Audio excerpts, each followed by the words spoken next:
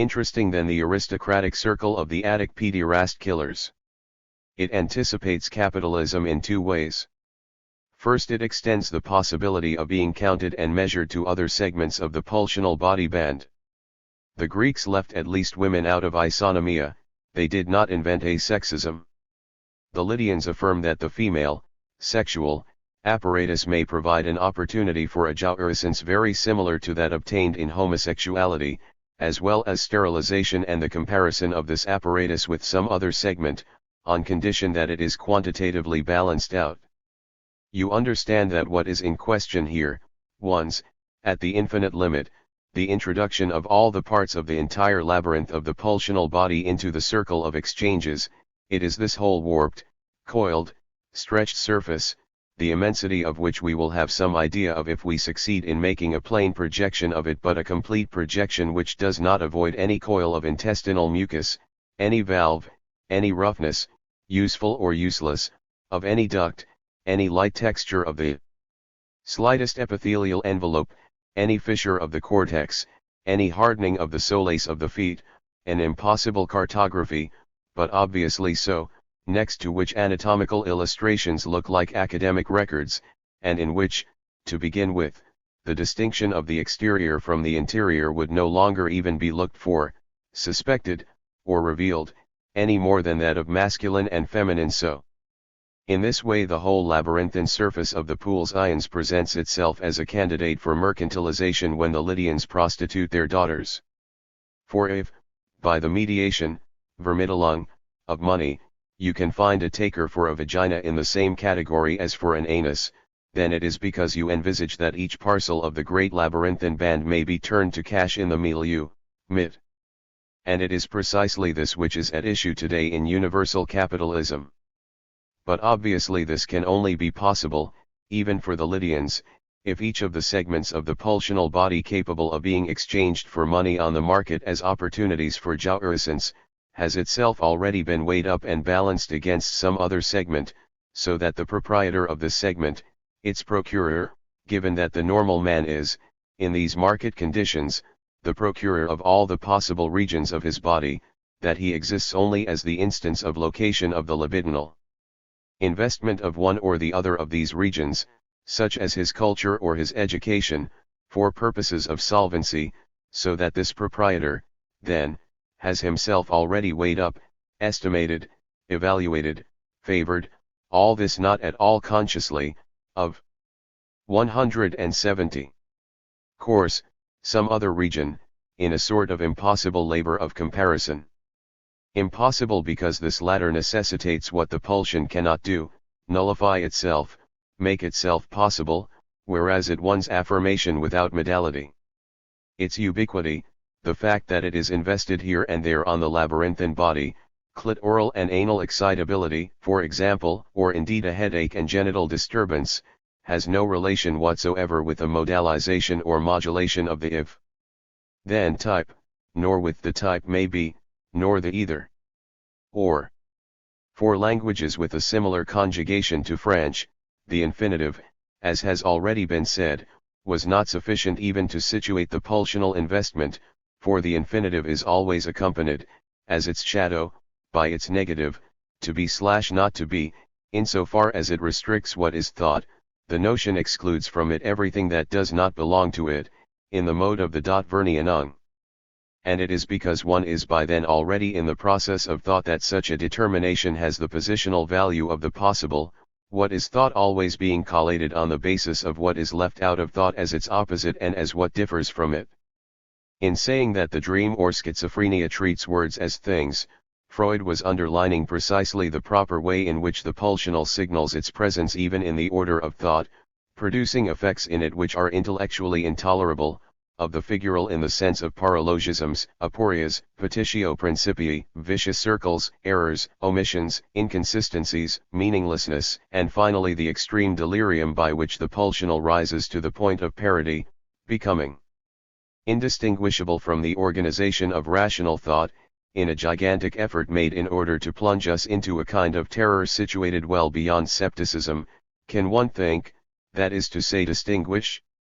but the pulsion occupying the hollow of the hand and the folded armpit of which Belmer speaks, is, at the same time as it invests the vulval lips, lodged here and there without having to be instantiated here rather than there, heedless as it is of ever unifying what it runs across by consuming it.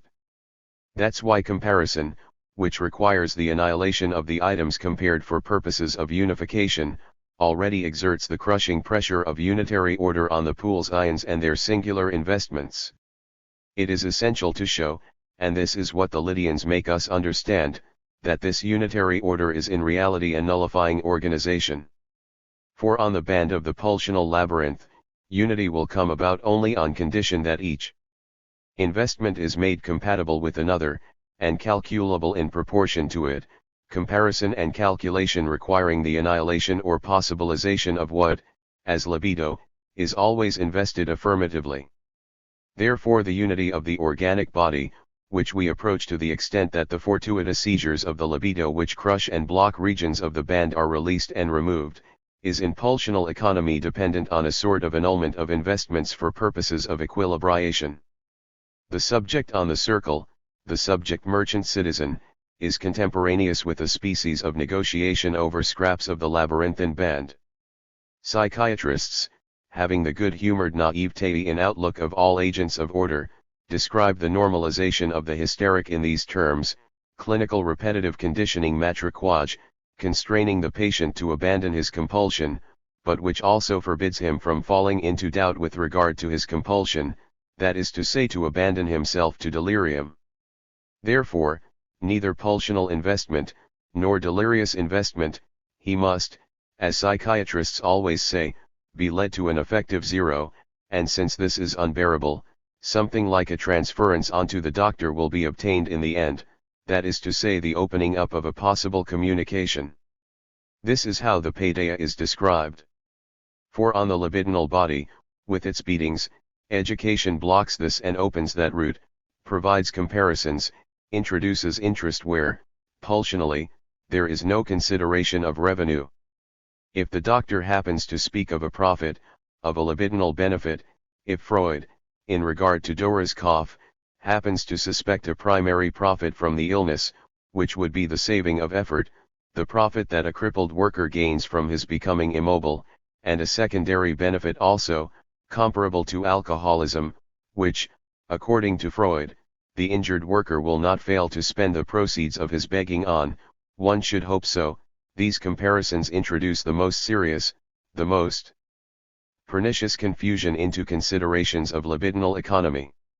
They pose the problem in reverse: they thematize the pulsional labyrinth of Dora as if it was managed by a finance minister or a banker, or even by an unemployed proletarian, that is to say, by entities all of which, despite their extreme social inequalities, have in common that they belong to the circle of political economy and to its central zero, and that they exist only as the power to calculate utilities and to choose.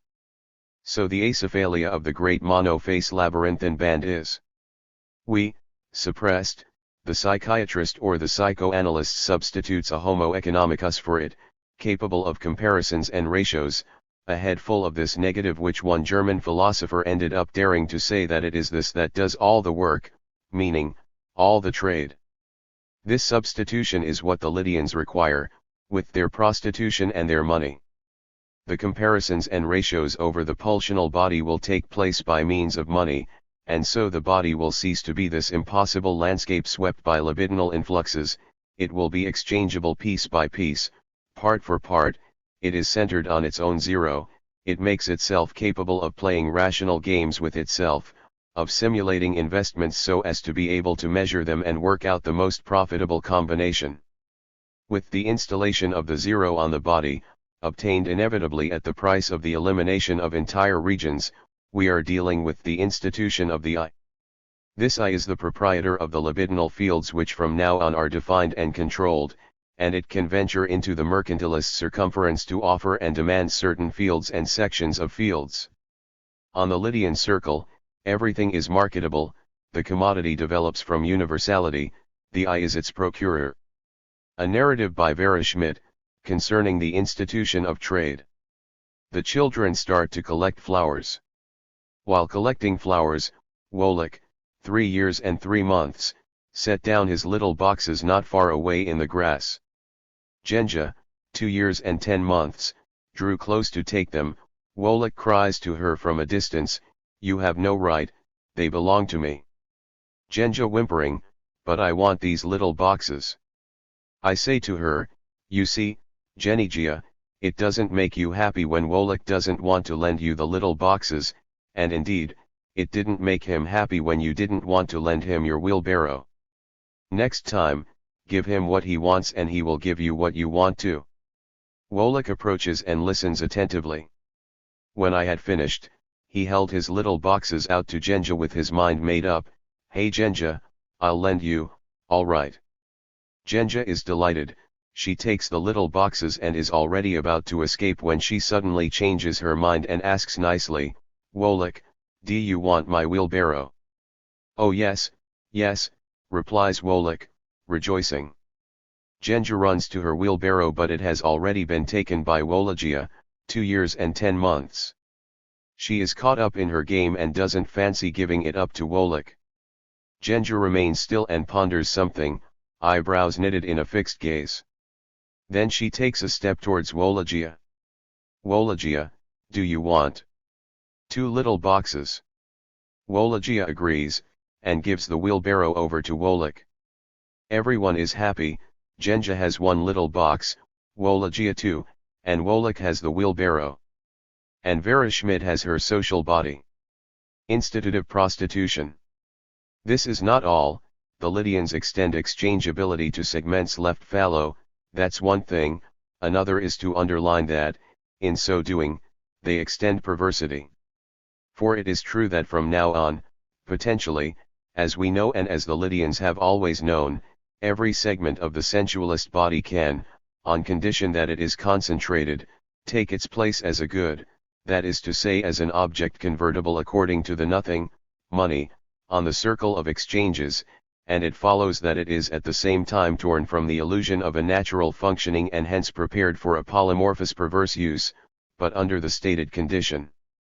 Polymorphous, since it is from the impossible whole of the band where the pulsional fluxes course that each arbitrarily withdrawn segment must be able to come to find its place within the circuits of trade, which consequently offers, with its central nullity, an unprecedented opportunity for libidinal economy to manifest itself in the infinite, or at least the very great number, of possible investments. On condition therefore of metamorphosis, a very great polymorphism. This formal condition of commutability lying heavily on the unconditional as regards contents, significations, values, codes, beliefs, that is to say all the stable and exclusive arrangements of groups of parts of the body band, is always that of capitalism. It is also that of mathematics and its logic. When we say that this one or that one always works in extension, we are not simply saying that they disregard the point of view of comprehension. Comprehension is just as extensive as extension, it is its indispensable complement, the interior of its exteriority, as use value is to exchange value. No, we mean that what is abandoned on principle is intensity, which is the incomparable. For all trade and politics rests on comparability. And the latter necessarily requires the proportionalization of intensities. This proportionalization is to intensities what the squaring off of the early Florentine perspectivists would be to the plastic intensities of the ancient Chinese watercolorists. Every measure of intensities is a species of excessiveness, which in its turn will not fail to gain a high. 174 Intensive force, intensity in relation to the zero, to the impossible, to consciousness and bad consciousness. This excessiveness is called reason. This latter is obtained through the search for a mean or proportional mean, or minimax, all instances regulating the circulations of intensities, therefore disintensifying or over-intensifying them, according to the case, so that exchange can take place expediently. We have a very fine model of this excessiveness of concentration in games theory, the so-called marginal utility in political economy. A. Rappaport recounts Tosca, Scarpia, the chief of police, holds Tosca's lover Cavaradossi prisoner. He is prepared to release him on condition that she gives herself to him, i.e. Scarpia. Here is Scarpia's reasoning: if I play the game, I would save the life of a hated rival, but I would possess Tosca. If I don't play the game, I could win on both counts. For her part, Tosca does her sums, giving herself to the horrible Scarpia. She saves her lover, equal score. The best thing would be to obtain mercy for Cavaradossi without having to give in to the policeman's demands. Each of them, on their own account, therefore has much to gain from cheating: Scarpia taking Tosca, and killing his rival, Tosca escaping the cop once Cavaradossi is safely hidden away. As Rappaport says, no argument addressed individually to Tosca or to Scarpia will convince them that they would do better to respect the market, equals to play the game sincerely, than to betray the other. Only an argument addressed to both together would be strong enough. Only collective reasoning will be able to help them to avoid the trap of a double betrayal. 7. Very wise conclusion, very Arrhenian, very Aristotelian, prudent and democratic. Who or what will address this argument to both players? A zero instance, a mediator, a middle term, a unit of calculation, an empty center. Anyone at all can take on the function of a conciliator. The important thing is not the judge, but the criteria for the calculation of losses and gains, damages and interests. Rappaport proposes the following matrix: to Scarpia, where stands for Scarpia, T Tosca, SG Scarpia in good faith, SB Scarpia in bad faith, TG Tosca in good faith, etc., and which summarizes the calculation of the two interested parties. We will see, by going over these sums again, that Rappaport's matrix admits a floating of prices according to the nature of the exchange. So for Tosca, the situation of shared good faith, TG.SG, gives a score of +5. One can infer from this that TG, going to bed with Scarpia, costs Tosca 5, and that SG, Cavaradossi's life saved, gains her +10. But then, under the hypothesis, TB.SG, where she tricks Scarpia, if the prices remain the same, she would have a profitable balance of +15, +10 for Cavaradossi and +5 for having escaped Scarpia's clutches. If Rappaport only counts to +10, it is because submitting to Scarpia is in fact disagreeable, but not submitting to him is simply worthless. TB.SG, equals therefore, 0 +10, and not +5 +10. Is this relatively sophisticated evaluation really fair? This is undecidable. What can be said is that the interest from a decision, SG.TB, for Tosca, assessed at +10, is at the same time high enough to make it interesting, and modest enough to leave Tosca hesitant. +15 would arouse an immediate preference. Without doubt this reasonable and at the same time profitable feature, obtained by writing down 0 and not +5 for Tosca's successful escape from Scarpia's bed, could also force Tosca to cheat. It is in any case the same apparent moderation which, the other way round, will incite Scarpia to have Cavaradossi shot while he's getting what he desires from Tosca. And in fact he would be right, if it didn't enter the young woman's mind, having been tricked twice, to kill him, which is not accounted for in the matrices, and which is generally excluded from the circle of partners in the Politeia. If one of them must be put to death, it is from the standpoint of the central zero that it must be contemplated and defined, Socrates. Here we see how the negotiation of investments on the pulsional body band produces the negotiating subject. This latter is not the negotiator, but the unstable result of an interminable negotiation. Anegiodium * end of the leisurely fluidity of the influxes. Should I lend my intimacy to the cop's hands and genitals so as then to be able to reserve it for my darling bandit?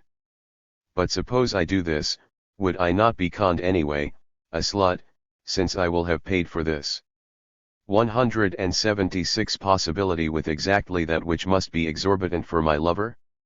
How could he feel comfortable to have in his arms, under his lips, his fingers, his eyes, sheathing his penis, these bits of the body from the very moment that not that they had been shared with the cop and given back to him like the leftovers of a previous feast, which would be in itself rather pious, but from the moment that they had been traded off, placed in proportion to jouissance, my lover's and mine, from the moment that I, in short, prostituted myself. How would Tosca get round this uncertainty? She is a subject, that is to say a question, only insofar as she is a prostitute. If she pretends to abandon her charms while she is with Scarpia, it is so as to keep Cavaradossi alive and to keep herself alive for him.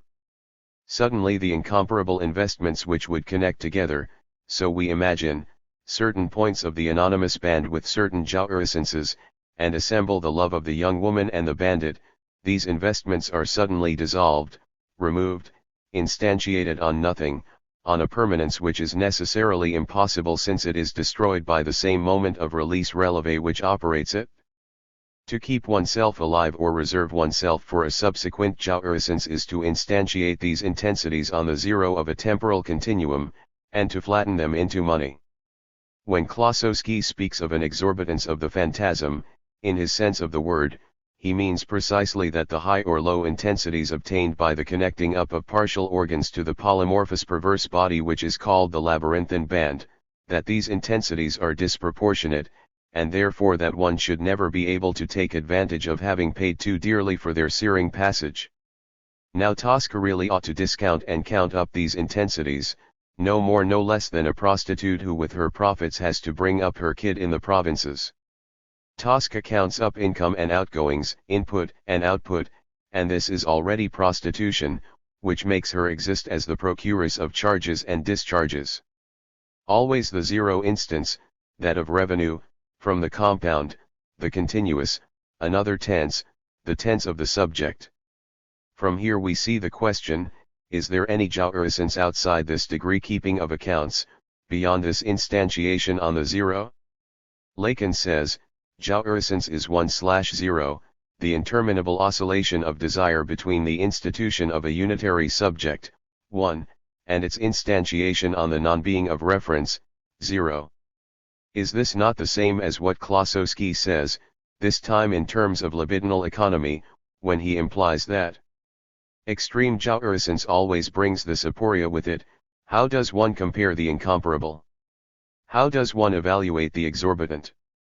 Is it because the phantasm according to Klossowski, which is not at all, like Freud's, a substitution formation, but a rigid, ineliminable and repetitive plugging in of partial organs, nevertheless draws its force, not from all the libido, eros and death together, flowing there, in this channel, but rather from the vertiginous comparison between the alleged being of a person, the victim or the torturer, according to the case, that is to say of a unity with universalist tendencies on the one hand, and on the other, the stupid drivelling pettiness, the murderer of all that presents itself as a totality, from a small singular pulsional dispositif? And if this comparison is necessarily implied in jouissance, isn't it because this latter finds itself always already localized by the negotiatory thought which is about to snatch up and understand as a relation, instead of being it, like an incomparable affirmation? We must then say that Lydian prostitution, which is also to say with all the accuracy we can muster capital, which, just as Tosca is the burdenpoids of the unweighable ordopoids, is also all that can be said and felt at the same time concerning jouissance. And abandon even the project of a libidinal economy, instantiated on the one intensity at least, thinking being money-making, he who thinks of matters of the passions is necessarily a whore. But let's go over this again, it's not so simple. In minting coin, the Lydians, as we have said, did not content themselves with regulating intensities on the meson of all mediations, they also prostituted their daughters, and so they have vulvas, clitorises, breasts and their nipples, full buttocks, hair, soprano and contralto cries of pleasure, the smells of vaginal secretions, seed squeezed from skins, hairs from the insides of arms and thighs, different colors of hair, of irises, different muscular textures, different bone structures, different positions and couplings, they have all these enter into the circle of transferable goods. They extend the quantity of parts of the labyrinthine band that can be evaluated and exchanged. And at the same time they not only remove the woman's, or at least partially, the girl's, alleged nature, but they expose, prostituere, her to all the denaturations that can be devised and carried out within the merchant circle. But these denaturations are innumerable, since they are all sanctioned in principle, on the sole condition, as we have said, of isomorphism or proportionality between the goods exchanged. 178 If such a pricing implies the devaluation of pieces of the libidinal body taken in their intense singularity, it can give rise to a sort of new impetus in the circulation of the influxes, for these latter find themselves opening new routes on the immense band of bodies, and therefore the polymorphism of the jouiressive connections amongst them is increased, as is the libido's errancy. Imagine all these unheard of, erectile pieces of the surface where charges will be able to accumulate in order to flee from a shock. It is not enough to see them condemned to the law of the minimax, we must also see what new concentrations of desires, even if this is in the one authorized form of goods, they will be able to provoke and satisfy. And this authorized form of goods is not, moreover, as we might think, a useful form. On the contrary, with this Lydian prostitution concomitant with the monetary institution, we see that utility in its current sense of use value has simply no meaning, that it can be determined only in relation to the rule of exchangeability, that the Lydian daughter's body does not exist as a thing with a natural predestination and therefore requiring a specific use, but on the contrary that it exists only as the empty negotiatory instance supposed by the comparative evaluations of pulsional regions, like the body zero with its capitalist function, whereas its alleged use is never anything but the blow-by-blow bargaining of exchangeabilities between organs. We must not even say that this body is then perverted or perverse, since it never is anything at all, but it is this nothing, and therefore cannot be diverted from any predetermined use. It is in fact concentrated, inclined to fall back onto the empty instance of the mercantile permanence of intensities which, here or there, explode and die away like stars in the universe. The prostitute in particular, that is to say the modern business woman, who is just as much a man and the same goes for him, has not had and must no longer have any relation with fertility. Should she occasionally produce children from the jouissances she procures, then it would signify that she had received impregnating semen into her womb, but she must be able to receive only money, and this in her purse. For first argument, this money is convertible, on the market, the child is not necessarily so. It will be a long time after the Lydians before the child itself is incorporated into the economic cycle, that it will cease to be perceived as a gift received, from somewhere else, before the woman who consents to bear children is paid, first in the form of child benefits, soon as the right to the withdrawal of labor, later, no doubt, simply a salary, and therefore a long time before the mediatory void undertakes to administer its own point of view, that of always annullable equivalences, the introduction and the circulation of new pieces of the labyrinthine body band in the circuit of trade, onto which child bodies are concentrated. Oddly enough, it is the last in terms of its date, for the most part still to come, while these are obviously the most affirmative bodies and the most discontinuously perverse, the most intense because the most uncommon in the exploration of connections of jouiressence. But an understandable delay, if we care for their innocence, for their inability to instantiate the present emotion on a permanence which soon makes it possible to trade, if we care for their libidinal non-subjectivity. And the second argument, all the struggles we transsexual libidinal economists know and lead, in order that, as was said, women may have the free use of their bodies, in particular the free decision to bear or not to bear children, are Lydian consequences. How we love the Lydians and their daughters! In reality, it cannot be a matter of free use, of any use, free or not. What we, and capital, desire is that what is called a woman be made genuinely able to benefit from commercial status, in its two aspects, every erection and detumescence of whatever small area of the body band that is attributed to her, should first of all be possible, and could then be marketed. Therefore the abolition of erotic prohibitions, and her release from the automatic nature of propagation. At the same time the right to perversion and the right to trade. That is to say the politeia. A child, yes, but then the object of a market, the stake in an exchange which will in principle have to annul the charge that the child represents, in libidinal terms the intensities of the affects that it is going to absorb. Therefore the abolition of mothers and wives who have only ever been, since the warrior pederasts, the mothers of the children that were given them. This is not a free use, since use, the category of a natural goal, would keep, even if freely, the woman under the concept of this reproductive finality, her liberty restricted to choosing the moment of and the partner in impregnation.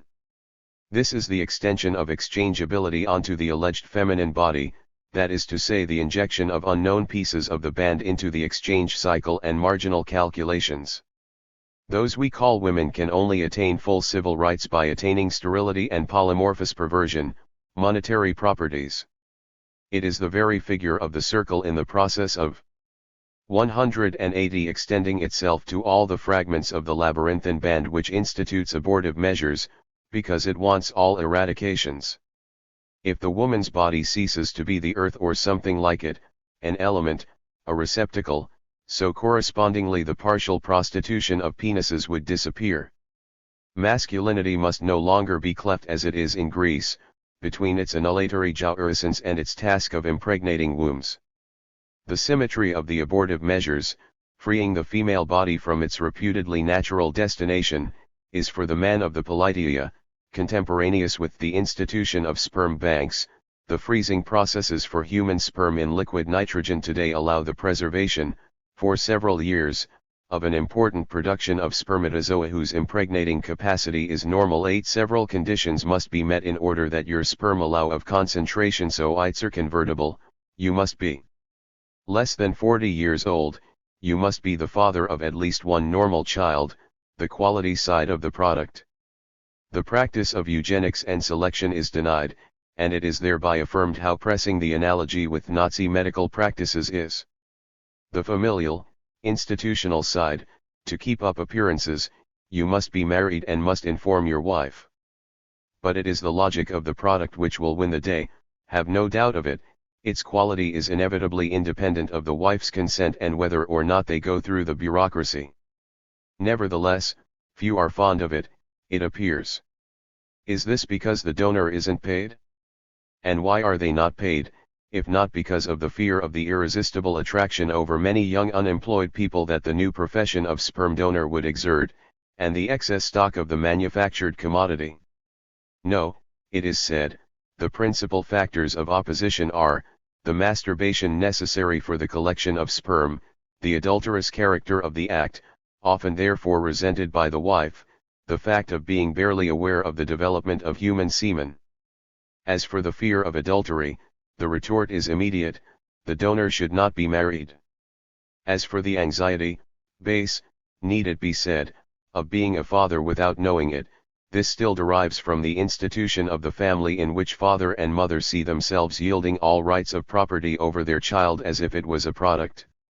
Finally, as for the last obstacle, we suggest that the sperm bank makes sure of a preference for the participation of onanists, an excellent illustration of how, in all likelihood, in the great trade of capital, all the little dispositifs, all the connections are marketable, to the point that the dispositif which, for a very long time, as we know, has not only everywhere endured the censures of morality, but has also had to suffer the contempt of free spirits, indeed revolutionaries, to come by tossing off might, precisely by reason of the irremediable sterility of its result, scattering sperm in the soil, become the privileged means, because it is utterly indifferent, substitutable and negotiable and can be postponed, of fertile propagation in the mercantilist system. At the same time as the mothers disappear, we are also rid of the fathers with their concern for sperm revenue in the form of their sons and daughters. This is what Lydian prostitution will soon imply, extended to new regions of the libidinal band, thanks to the expansion of capital. But we will not be free from the great zero, for all that, quite the contrary. Outlet payment. Does this zero take us into the vicinity of Sadian theses? Will the force of the philosopher Celerat come to include this mechanism of the circle and rotation? One might think so to hear him, in the pamphlet inserted into Philosophie dans le boudoir, justify homicide in the name of an entirely metamorphic conception of nature. If the eternity of beings is impossible in nature, destruction therefore becomes one of her laws. Now, if destruction is so useful to her that she absolutely cannot do without it, and if she cannot achieve her creations without drawing from these destructive masses that spell her death, no more annihilation will be recorded. What we call the end of the living animal will no longer be a real end, but a simple transmutation, the basis of which is perpetual motion, the real essence of matter, and which all modern philosophers admit as one of nature's primary laws. Death, according to these irrefutable principles, is therefore no more than a change of form, an imperceptible passage from one existence to another, and this is what Pythagoras called metempsychosis. Once these truths are acknowledged, I wonder if one will ever be able to contend that destruction is a crime. All that we are doing in indulging in destruction, is simply carrying out a variation in forms. Now let's ascertain how jouissance is instantiated on the circle. The naturalism displayed by Sada refers to Pythagoras and to metempsychosis, and just as much again to the Tao and to Spinoza's. 182. Ethics, we presume. But beyond this naturalism, well known to philosophers, which is a large step in the direction of the dismantling of the subject, of the unified body, there remains or can still remain a philosophy. There remains a means by which the intensities denied individual subjects, are folded back onto an immense hypersubject which will be in general nothing other than the same central zero that instantiates the peripheral jouissances of the citizens. Now Sada clearly says that the death penalty is an infamy because it is a law, that is to say a regulation of intensities, whereas murder, if it is passionate, would be no more a crime than is orgasm. And he provides as a guide in this matter Louis XV's judgment upon meeting an assassin: I am showing you mercy, but I will also show mercy to whomever should kill you. This metempsychotic nature is also therefore, or also wants to be, the pulsional band itself, not the reasonable and happy issue of irrational passions, but the circulation of these passions and the coursings mice and course of intensities. Here two models collide, two paradigms, since here we must introduce another zero, a second death, which is no longer that of the center, but that which will circulate on the circumference and twist, crush, and stretch it so as to bring it as near as possible to the labyrinthine body band. As long as the zero is situated only at the center, as long as the Greek organization of the meson forbids all heteronomy and heterogeneity, but requires, as with trade, compensation for the pool's ions and the constitution of the proper body as the cash box for this compensation, one is in rationalization and friendship, de-intensified homosexuality, the regularization of the tensions. Thus according to Bouteley, in the margins of this circumference certain kinds of channel will be found which point towards the exterior, towards the alleged exteriority of the circle, and by which the non-liquid intensities in the circle, the non-erectile scraps of the body in the conditions of trade, will find an outlet. This is an apparently common dispositif. Sacrifice, prostitution, psychoanalysis, are a few amongst 100 instances of it. In all three cases, it was a matter of valves allowing for the evacuation under diverse names, the offering, having it off, transference of libidinal charges inexchangeable in the instituted circuits. In all three cases, it is of course jouissance, because it is deadly, because it is vain expenditure, that it is a matter of leading astray, outside the cycle. But let's direct our attention to a neglected but nevertheless very interesting aspect of these institutions, that is, the linking up of the medium of exchangeabilities, the goods which serve to pay the sacrificer, the prostitute, and the psychoanalyst, onto the otherwise forbidden fulfillment of this jouissance. In Indian sacrifice as it is described in the ancient Vedic texts, degree the daksina constitutes the payment of the officiating priests. Co-present therefore, are the offer as such, small vegetable or animal fragments, which a fire carries away to the skies, towards the nostrils of the divine, and the species of salary, gold, clothes, horses, occasionally women, which the Brahmin receives from the sacrificers. It is often the case that the payment of priests is much more important than the sacrificial offering. Now this ritual involves this remarkable clause of purification, that the sacrificer, he who offers the sacrifice to the divine, must not only be divested, for the duration of the sacrifice, of his profane body, which he will regain only after the event, but also that this divestment consists of the dismemberment of this body, the donor saying to each of the priests in turn, "To you I give my arms, to you my belly, to you my eyes," or so I imagine. This new body, very closely related to the aberrant band of the pool's ions, is the body of jouissance, and its institution makes the sacrifice appear as jouissance and the time of the sacrifice as the time of jouissance. In the same way, of course, if we are still following Baudelaire and Cale Lois, the ingredients of the offering are consumed as pure loss. Here the Indians are really quite parsimonious. Again it will have to be said that the fire and its wreaths also belong to the effects of libidinal irreversibility, for the ashes will not even be remains, and if one wishes a fatal discharge without residue, then one will have to burn as the Indians, and the young people in secondary schools, well know. Here therefore, no profit can be calculated, even if it is discounted, if the sacrificer expects an effect of return from the sacrifice, a divine grace. If he calculates a profit, it is in an order where calculation, according to this hypothesis, cannot operate because it is concerned with infinite quantities. T is no more a calculation than Pascal's wager can be a true wager, because the objects to be traded are incommensurable on either side.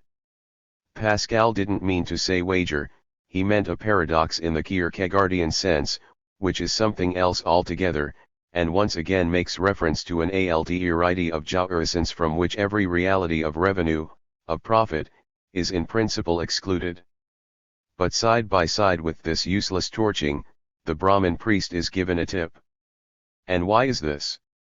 Because he who gives without return 184 must pay. The time of jouissance is bought. The time of his ravaged, broken, jubilant, sacred body is converted into cash, and it is expensive. When the Daksina has been paid, then he will recover his organic, unified body, which will be able to start afresh in the closed cycle of exchanges, cosmic this time. We are not in Athens, and this is why this payment is made under the sign of Amaya, the god of mortal men. The payment returns him to the law, into the cycle, that is to say into reality, which involves death, but the death of the organic body, this death instantiated on the cosmic central zero, which is the death of nothing but an episodic and evanescent subject, and which in reality is only metabasis. Such is life. So, by means of the offering, death through jouissance, and by means of the priest's salary, death through order.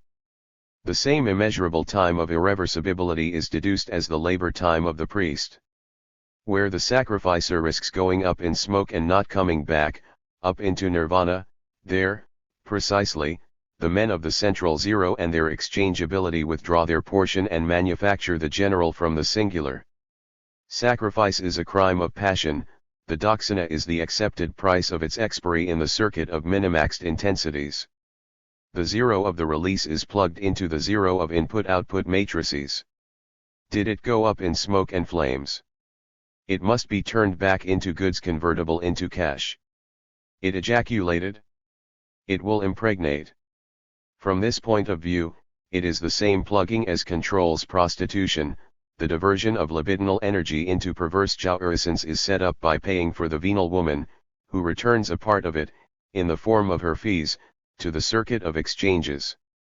Thus the singularity of the phantasm and the irreversibility of the emotions it procured find themselves paradoxically negotiated as the cost of a lay. If the lay is an exchange si la passé est un passé asterisk, it is because the time opened up by the quartering of the client's sacrificer body closes up on itself, and so he must come back to himself, return. They simply undergo the annihilating incandescence.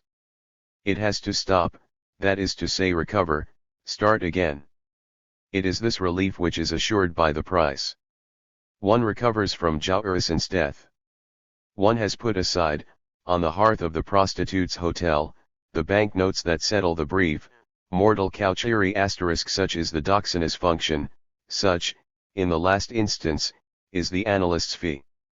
But in the analytic situation, the relation is more complicated.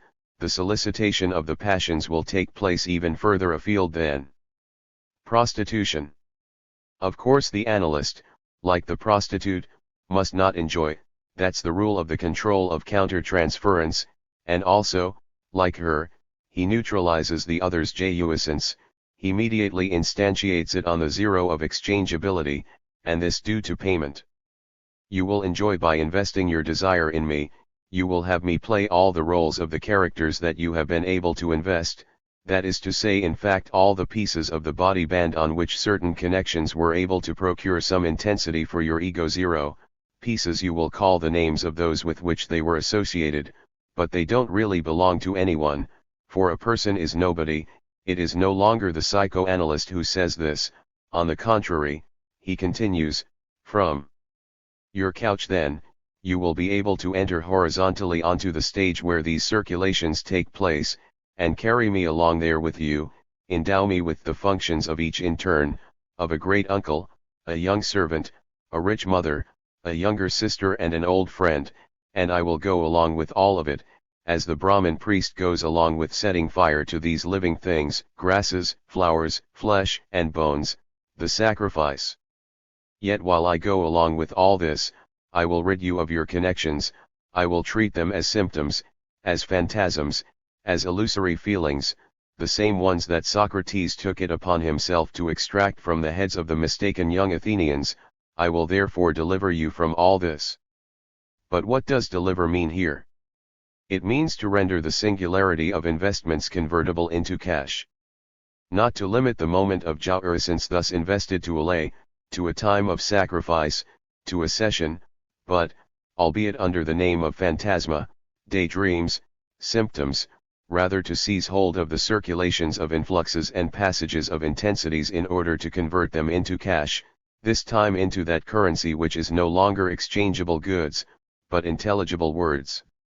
For things will have to be said, from the great twitching and awkward labyrinth there must issue a comprehensible voice, in the analyst's office unpredictable violences of pulsional excursions must give way, little by little, repeatedly, from session to session, sacrifice to sacrifice, to the return. Now it is obvious that this so-called working through, which is inevitably a labor of the institution of an instance to which to refer the pulsional metamorphoses, and which in its turn will be able to transport them as words and even as amiable feelings, an instance which is exactly the same whether one calls it individual, or ego, or social being, or whether on the contrary one insists on its nullity, its 186 absence, its zero quality. It is clear that this working through is different from either prostitution or the sacrifice. The session is indeed a sacrificial offering and a prostitutive settlement, but it lets political economy penetrate, if may say so, still much further than they do, into the libidinal, since it is the affect itself that it wants to extract from the labyrinthine body band and place on the circle of exchangeabilities. Now in Freud, the affect is well and truly the name borne by energy itself in its investments and displacements when it operates on representations. Should Dora cough, should she have an asthma attack, Freud desires that she say what she is coughing, and consequently say what she is choking back, and how will he be able to recognize that she has said it? In this case, moreover, he was unable to recognize it, that is, in relation to his own desire to speak. He will recognize the wish that this oral or respiratory symptom should be instantiable on genitality, that is simply to say on the reproductive body. Therefore not only speaking of intensities and thus beating them back onto the currency of words, but referring them to the organic body, pinpointing them on the cartography of the physiology and the chemistry which is also that of propagation. Not only to pretend to acknowledge Dora's ego zero which MK forced on her against her will in the closed shop, that is to say to exchange this connection of a curiously intense terror, this stasis where fluxes passed and were immediately and completely dissipated and maintained in labyrinthine time, but further to propound the hypothesis that her asthma, her cough, her oral and respiratory symptoms proceed from a displacement of the sensation of oppression experienced by the young girl. Because of the erect sex of Mk pressed against her stomach while he pulled her to him, displacement in the direction of the thorax and the respiratory system, pressed, which conversely implies that the respiratory, or oral, region may only be invested, according to Freud, by substitution, and consequently that the only true intensity is genital. Such is the other meaning, almost proper, to be given to the words to deliver Akko Asterisk 1 could take the doctrine of stages and find the same closing down, were one to multiply these stages, were one to add the mirror stage, the breathing stage, it still remains the case that it is at the very end, when the so-called partial pools ions are finally captured and drawn together under the sign of genitality, that everything works, that kava. There is a direct correlation between the conversion of the time of dirality into cash, of the time consecrated to the real at the time of the session, and on the other hand the instantiation by means of speech of all the partialities, the advances of perverse, divergent influxes, unforeseen blockages of some corner of the libidinal surface on the body of genitality, that is to say, of reproduction. This correlation enables us to see the proximity and the distance of the two cycles, that of money and that of the propagation of the species. If one pays the analyst, it is because in the session there is a risk of being carried away into Jaurison's death without return, which is already that which the ritual sacrifice of the Indians, and in general every paying of the sacrificer, guards against. If one pays in money, in cash, it is because one is in a monetary system. Finally, if one also pays in words, it is because here the sacrifice obeys the complex dispositif of Judaism and scientificity, a scientificity which has it that all of language is thought in the category of exchangeability, or that all things, including affects, pools ions, displacements, charge trips, discharges of loss and tutti quanti are supposed to be thinkable in the category of language. We have some good examples of this in contemporary philosophical and scientific literature, one need only stoop to gather them up, but Judaism, by contrast, which has it that words are important only on condition that they do not operate as significations, but as gifts. Not as exchangeable units, but as courses on the surface of language, draining the fluctuating liquidities of affects, rather therefore as prayer than as reason. There are the two dispositifs in analysis, the lead being given now to the side of neutralizable signs, now to the side of emotional debt. But as far as the body is concerned, in any case, it is annulled as the immense crumpled band, and instituted as the bag of organs, each of which is entirely susceptible to falling ill, to being disrupted by causes, exteriorities, whereas all the erectility of this body is supposed to be fixed on vaginas and penises. We are poles apart from the prostitute's body, which is a negotiating body, capable of annulling all the clientele's perversions into money. Here, in the analysis, the whore is the analyst, in that he gets paid to absorb the patient's inexchangeable jouissance, and also to transform it into a concept, and the patient is not only his client, he is also his pupil, if the educator-analyst wants to obtain a normal, sexed body from the client. A courtesan pedagogue, a venal Moses. So that in analysis the connecting up of intensities onto the circuit of exchanges in reality takes place 3 times, the first when the patient pays to reactivate jouissance, so as to metamorphose it into money, the war of silver, currency of death, mercantilist politics. The instantiation of intensity on the circle of equivalences gives a first, approximate idea of what jouissance in capital might be. To what extent it has to do with money as a libidinal fragment or pulsional force, according to its complexity or rather according to a primary and manifest dissimulation, we would choose to discern through the magnifying glass of mercantilist politics in the classical age, embodied by the couple Louis XI 1v Colbert. Here we capture a remarkable dispositif of double instantiation, which allows us at the same time to confirm the impression that the mercantilist economy of which Marx speaks as the premises of capitalist economy is a sort of unstable entity, almost impossible, a construction from a theoretical model, and to grasp that what is lacking in the approach of the economist or even the historian of mercantilism is precisely any consideration of another mode of the enjoyment jouissance of money and commodities than what we currently call interest. Take this letter from Colbert to the king, for the good state of your Majesty's finances and the augmentation of his revenues consists in increasing by all available means the amount of silver converted into money which is continually circulating in the realm, and in keeping in the provinces the exact proportion of this money that they require. Augmenting the silver in public commerce by drawing it from the countries from whence it comes, retaining it within the realm by preventing it from leaving, and by giving men the means to draw a profit from it.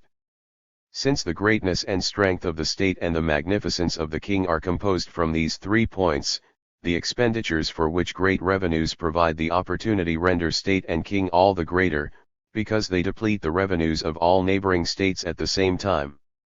In view of the fact of having just one constant quantity of silver circulating in all Europe, augmented from time to time by that which comes from the West Indies, it is certain and demonstrable that if there are only 150 million pounds of silver in public circulation, one can only succeed in augmenting it by 20, 30, and 50 millions at the same time as one removes the same quantity from neighboring states. L'entreat your Majesty to permit me to tell him that since he took on the administration of finances, he has undertaken a war of silver against all the states of Europe. He has already conquered Spain, Germany, Italy, and England, which he has thrown into very great poverty and destitution, and has grown rich from their spoils, which have given him the means to perform such great things as he has done in the past and still does every day. Only Holland still remains fighting with great forces, her northern trade. That in the East Indies. That in the Levant. That in the West Indies. Her factories, her trade in Cadiz, Guinea, and an infinity of others in which all her strength consists and resides. Your Majesty has formed companies which, like armies, attack them on all fronts. The factories, the canal for the transnavigation of seas and so many other new developments as your Majesty has created, are so many reserve corps which your Majesty created and drew out of nothing in order better to perform their duty in this war. The sensible fruit of the success of all these things would be that by drawing, by means of trade, a very great quantity of silver into his realm, not only would he soon manage to re-establish those proportions which must exist between the silver in currency in trade, and the taxations which are paid by the people, but he could even augment each of them, in such a way that his revenues would increase and he would put his peoples in a powerful position to assist him more considerably in the event of war or some other necessity. A declaration which says everything. First, money, it has 2 functions, or rather 2 positions. It is a means of payment, of the discharge of debts, Aristotle's nomisma. The king's subjects require it to pay off their taxes, the realm itself in order to be free from foreign creditors, should it happen to have any. There appears to correspond to this function of money a new importance accorded to the production of commodities. These are not objects received from nature, primary industry, but manufactured from received objects, and thereby bearing the same arbitrary, human mark as does the monetary instrument. Nevertheless, no more than in ancient Greece, 5 they are considered here only under the aspect of the labor that they contain, like products. If they interest Colbert, it is 190 as engines of war, as means to the destruction of foreign clients. One can acquit oneself with money by payment, one must, it seems, be able to acquit oneself with commodities, by barter or compensation for the balance of foreign trade, but no, the commodity will not essentially have this status, no more than money resolves itself in its role of the balancing of debts. Money is also, of course, something precious, a treasure, which marks the greatness and strength of the state and the magnificence of the king. It is in this way that mercantilism is always associated with metallism. Colbert will hunt down the bullionists, manufacturers of impure money, seeming wealth. Let's not speak of fiduciary forms of money, which is equally associated with quantitativism, a strange doctrine to us, which states that in order to be rich one must accumulate as much money as possible, which means only if the latter is kept itself as a treasure.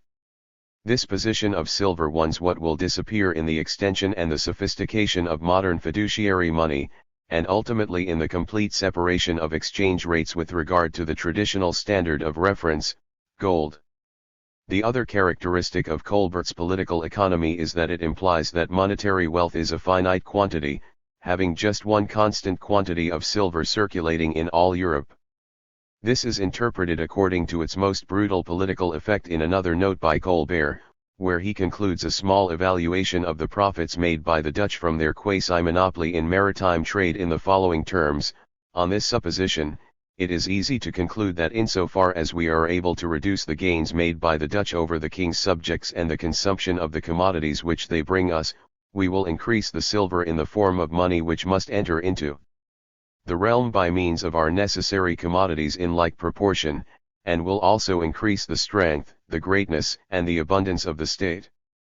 Copyright. This is the same position that in games theory is called a zero-sum game. 7. Every gain by one party is paid for by the adversary's loss. As opposed to a non-zero-sum game where the possibility is given of a simultaneous gain by both partners. Let us recall that the games theorists have established that if the partners in a zero-sum game have a rational politics, they would communicate between one another all information concerning their intentions, a game of complete information, and would thus achieve the best result that can reasonably be expected in such a game, which is the minimax, or the minimum of composable maximums. In the case of Tosca, 8, we see that if Tosca and Scarpia had understood each other, they would each have been able to obtain a gain of 5 points. Such is the general idea of the dialogue, a perfectly mercantilist idea, it appears, since it aims to equalize both partners' chances of a gain and to share out in an egalitarian fashion, at the end of the game, the quantity of wealth or pleasure to be distributed between them. A politics of the minimax implies that on both sides the stakes are comparable, the outlays commensurable, and even the players are ultimately permittable.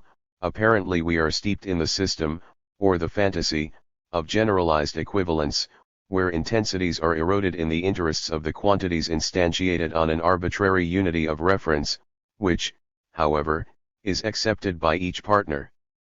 And it is doubtless naive, or rather perverse, of games theorists to believe that there does in fact exist such an organic body of reference, a social body, a rational solidarity, a mediator, which of course embodies itself and its paymaster, to which it is in the interests of each partner to appeal in order to be certain of obtaining the best composable result. As if the passion for the best incompossible result, implying, that is, the destruction of the partner and the end of all games, were not also a general pathos of the desire to play. The exchangeability of the players themselves, presupposed by irrational politics and marked by changes of spatial or temporal position in competitive sports or social games, implies in turn the recurrence, infinite in principle, of the parties. The reasonable view of exchange is that it is interminable, that the game may be endlessly played. This is why it is inappropriate to annihilate the adversary, since he is a partner, without whom the game is not possible. There is therefore a concern for the preservation of the poles of the exchange which is the characteristic specific to trade in general, and which appears to be necessarily associated with the mercantilist transaction. Here money and the commodity are not things, but concretions of exchangeist relations, and are also treated as such. Now what Colbert says to his king is quite the reverse of this, the quantity of metallic money which is circulating in all Europe being constant, and this gold being wealth itself.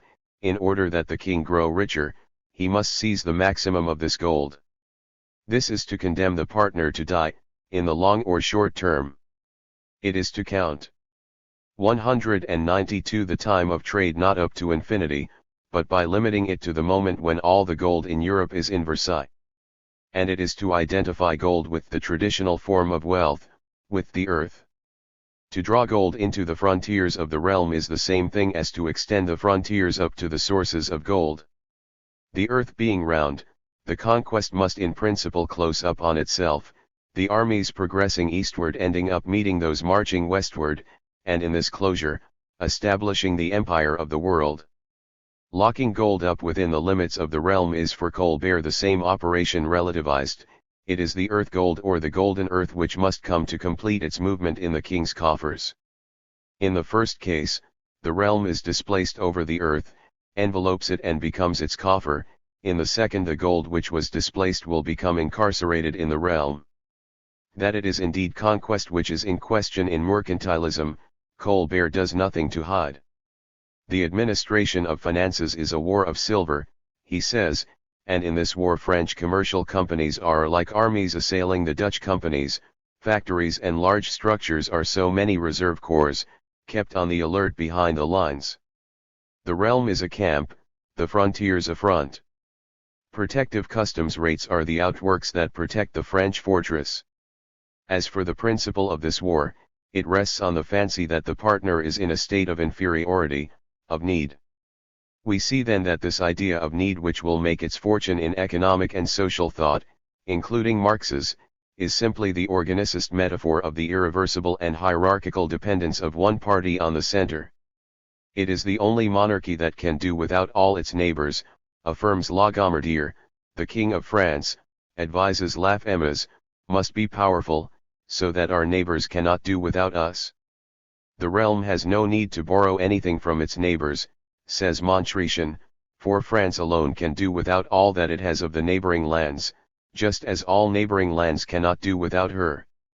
And La Jonquereur, the realm can do without all forms of foreign commerce, but the foreigners cannot do without her wines, wheat, salts, etc. 9. In consequence, the terms of the exchange will never fail to be always unfavorable to them. Especially if France were to add to these natural, given advantages, and this is what Colbert is working towards, those which result from the creation of infrastructures and manufacturing industries. She will always be able to sell without buying. She will be able to tax, demand gold, and in quantity, for payment. And this is how it will return to and remain in the realm. Now, to continue the rapid description of this remarkable political libidinal economic dispositif, one wonders what this gold is for. It is for almost nothing. It is not mainly reinvested, but consumed in feasts, representations and expenditures of prestige. Versailles, that is to say the stage or the altar of the realm, is made of this gold, and this is where wealth is dissipated, destroyed, treasure squandered in jouissance. There is nothing less astonishing than this combination of the commodity, money, and manufacture, with vain expenditure. The mercantilist body is a monster, part value to maintain, part gold to destroy, part intelligence, part stupidity, like a centaur. And the commodity in mercantilism is, as far as it goes, a being with a triple function: concretion of exchangeist relations, the weapon of a war of silver, means of a ruinous hoarding. At the center of this fortress of protective rates, customs, and edicts, there reigns not the nothingness, the hub of capital, or the sober civitas which redistributes surplus values or annuls exchanges in endless cycles, but a fire which embraces them and fuels the blaze of heavenly glory of the king and his court. To take the libidinal measure of the dispositif, let's imagine the 4 libertine masters of 120 days of Sodom enjoying not only the land rents that Sodom supposes them to have, but also mercantilist revenues. Let's imagine that some Colberts, some assistants, there is necessarily here a redistribution of powers between 2 instances, since there are 2 poles of jouissance, are busy waging wars of silver in some neighboring town, Paris, trading, setting up a fiscal and military administration whose function of course remains essentially pillage, but through commercial bartering. Imagine additionally that Versailles is the chateau in 120 days, that the king and court are these libertines, slightly more hierarchical, who withdraw to it and stand apart from their sources of revenue, the town and the country, establishing the chateau of pleasure as a place where all exchanges and contributions flow without return. Imagine that the provincial populations which form France are these same peasants from whom Soda's libertines extract their rents at the price of unbearable miseries, and moreover that the manufacturers, shipowners, bankers, the entrepreneurs who arouse Colbert's zeal have no other function when selling their merchandise than to carry further, to lead further afield, to stretch. 194. To breaking point the pleasures on the Versailles stage. Are the money and the commodity invested for themselves in this dispositif? Perhaps, one will say, by those called the bourgeoisie, the manufacturers and tradesmen, certainly not by the court, for whom they are only means of jouissance. But no, it is rather the opposite which must be said. The mercantilists by definition never invest the object for itself, but only for its value, that is to say its power of extension and interest, these mercantilists being Louis XIV and the great powers who, just because they restlessly destroy commodities and money, intensely love the first and have to make the second into a perishable thing, which is only a paradox in capital's eyes, not for the extravagant libido. What is happening then, in terms of intensities? Klossowski shows that the libertine's jouissance requires not only the immediate, so to speak, body of their victims, but the larger and indeterminate body of peasants which their stewards exploit. It is not advisable to establish either a metaphor or an analogy between the object of perverse exactions and that of the worst social exploitations. It is really a matter of the same body, the body of reference, indispensable to despotic Sadian jouissance, a body to destroy, thus very similar to that formed by the victims inside the chateau, which is, in relation to the external body of the peasants, at the same time as whatever one of its parts and as its representative on the stage of pleasures. We are going to go back over this cutting up of theatricality which is so important here, France as a theatre, the king's subjects as the spectators whose contributions finance the show, the court as a stage where the courtesans act out their tragedy. But first add to this grey body of French peasants, incarcerated within the theatre walls of the royal and stately office of taxes, the still more distant body of the foreigners, who are still peasants, but who begin to put pressure on the commercial companies and the one-sided contracts imposed by Colbert's agents, through many intermediaries, on their masters. The Versailles libertines must have all the wealth in circulation in Europe, and it is therefore from the grey body of the soil of all Europe that Colbert will draw, until it is rendered as bloodless and pale as its pennant, the gold which he collects by means of the weapons of trade. Here trade serves to extend the range of the body to destroy, the referential instance of a jouissance which has its model in Sada. If it is true that pleasure has no price, the torturing and putting to death of all Europe by the Silver Wars is not too expensive to sustain the glory of the king, that is to say his jouissance. Here we need the imagination of a finite body, of an economic body, circumscribed like an organic body, for it is on this condition that pleasure will be combined with the destruction it needs in order to be intensified. How would one destroy an infinite body? The apparently technical hypothesis offered by Colbert of a constant quantity of money in Europe, a hypothesis which is certainly congruent with the economic stagnation or contraction of the years 1680 to 1700, is to be attributed to the mercantilist libido. For this latter, and it is a paradox to our capitalist eyes, makes use of trade not for profit-making, but for extravagance. We should not understand the downcurve in commodity trafficking or in the entry of American gold and silver into Seville between 1600 and 1650, or those of the manufacture of silks and fustians or of sheets in northern towns during the last quarter of the 17th century, as causes of the mercantilist dispositif. They are pieces of it. Mercantilist desire requires what we call stagnation or shortage, but which is for it the condition of a surplus jouissance. An infinite economic body opens the perspective of an interminable and divisible growth. It forbids in principle the comparatively dark pleasure which Colbert promises to his master, the same as was involved in the ancient Persian denomination of the King of Kings. Hume said that jealousy is at the center of mercantilist politics and economics, and through the exposition of these contradictory effects that he hoped to demonstrate the error in it. If in fact a lot of gold flows into one country to the detriment of others, he will say, the former will come to increase its prices, its imports will grow and its exports fall. On the contrary, suppose 4/5 of all the money in Great Britain to be annihilated in one night. What would be the consequence? Must not the price of all labor and commodities rise in proportion? What nation could then dispute with us in any foreign market? In how little time, therefore, must this bring back the money which we had lost, and raise us to the level of all the neighboring nations? The reasoning is none too convincing, but the love of balance is obvious in it, in which we will also recognize Lavoisier's pathos and the generalized passion for negotiatory annulment.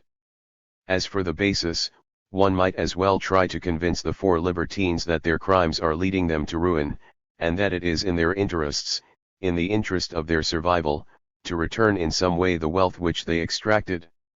196. From the populace from whom they drew a revenue.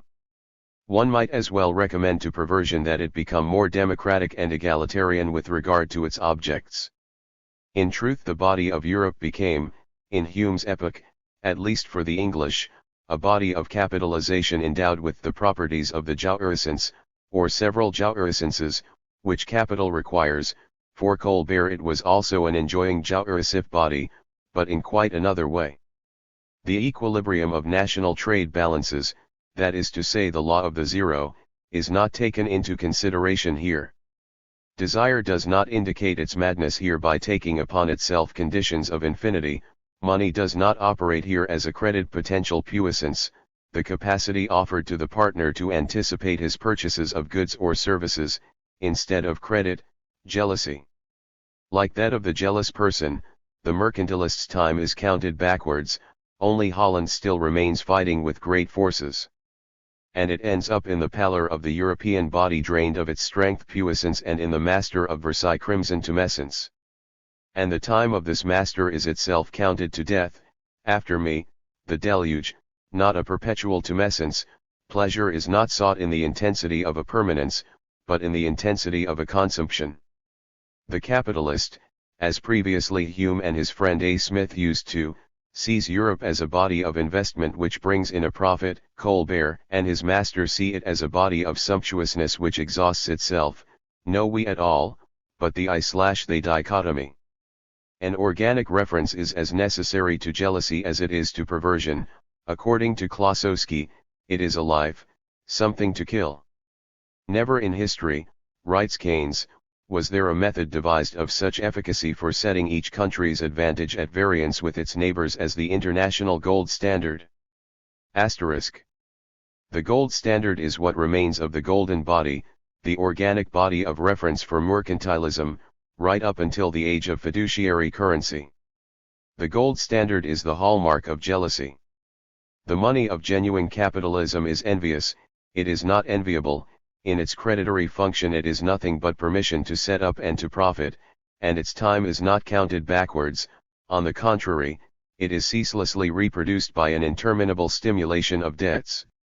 The real money of capital, far from being a treasure, a thing of the earth, is a relation, a power relation certainly, since it must have the capacity to give the right to anticipate when granting credit, and have the capacity to profit from it by proving itself credit-worthy, but also a relation of the separation of desire from itself, an inhibition and a new impetus of libidinal energies, the schema of which we will attempt to draw up later on. The money of capital is in one sense only a time given and taken back, anticipated and delayed. Mercantilist money is an erotic and lethal thing. Let's return to the mercantilist theater. Perhaps its energetic analysis would allow it the better to examine this strange jealousy, which, as we have seen, has no relation to interest, whether clearly or misunderstood. If it is true that classical theatre requires not one limit, but two, the theatre enclosure first, and then the stage setting, the one in which representation takes place, which envelopes the stage/auditorium whole, and the other within which the space of the play is restricted, we will see that mercantilist space is of the same configuration. The customs barrier delimits the entry to the theatre, which is the realm. The spectators in fact are the king's subjects, acting the audience. On the interior of the French space, the court circumscribes another limit, that of its own stage, where the great powers are the actors. The congruence of the theatrical dispositif which then gives way to classical French tragedy, with the political economy of mercantilism, is certain. However, the double limit organization is not at all unique to mercantilist space. Ancient Greece provides a good model of it, the limit of citizenship, and on the interior, the limit of the political sphere, the center, meson, where the orator comes to speak of what has been done and what is going to take place, and through whom therefore the city comes to be represented. This schema is only slightly different from the tragic and comic theater. But the Greek political stage is not the monarchic stage, insofar as this is structurally empty. Every citizen can in principle stand there and speak, and so become the mirror of the city, its reflection. Associated with this republican constitution is quite another regulation of destruction. This only ever takes place beyond the city limits, by means of the war against enemies or rebel allies, and also by means of imperialism against the allies. Who destroys here? Not the king, but the warriors collective.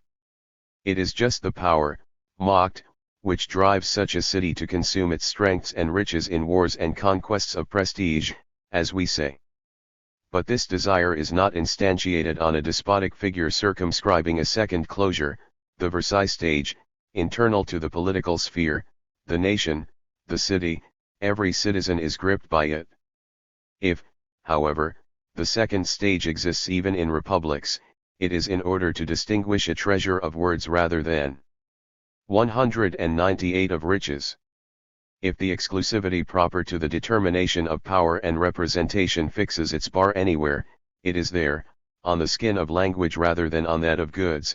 The tribunal soon ceases to be an empty and accessible milieu, it becomes the theater where words are amassed and squandered, procuring prestige. It is not enough to see in the rhetoricians and sophists' linguistic technique the symptom of a professionalism affecting speech. It must also be considered as the acquisition and use of an enunciatory treasure giving privileged access to the stage of assemblies, simply because these statements are credibly. The Republican tribunal would be a stage where one expends language as pure prestige and loss. As in mercantilism, this does not preclude, but implies, the generalization of commerce, the commerce of words, but, as in mercantilism, circulation, linguistic in this case, must, under the cover of discharging the obligations contracted in an egalitarian fashion among fellow citizens, allow kings, rhetoricians, and sophists to speak, so as to ruin their partner's oratorical credit and ensure their exclusive ownership, necessarily consumptive from this point on, of the treasure of speech. Classical French mercantilism witnessed another generalization of trade, which it begins to extend to labor by multiplying the manufacturing industries. This is still not in the spirit of the accumulation of capital, but of war through commerce. Meanwhile at the exchange center a place without reciprocity is erected, which monopolizes and destroys surplus values. This despotic state thus requires the mobilization of an important part of the energy at its disposal, for the purposes of constituting the double closure, and in order to make the impulsional supplements captured outside flow towards the center and to have them disappear in it. The political space which we know, with its bulimic and narcissistic capital, and its spider's web of police and courts, was organized by mercantilism, a profoundly warlike and pillaging empire, where labor and economic enterprise are only ever real or potential weapons in the hands of the despot, where production does not give rise to credit, but to the prince's whim. Europe, then, is this twin-bodied monster, a mercantilist body, that is, an exchangeist circle formed by the concentration of all the intensities of which the great skin is capable, and by their annulment in the medium of the general equivalent, but it is, at the same time, a degree golden body, a Barbary coast, a German, Italian, or English coast to be conquered, looted, ruined. A trading body and a victim body. Made up of clients who are also barbarians committed to despoilment and destruction. One sells them something, one loots their gold.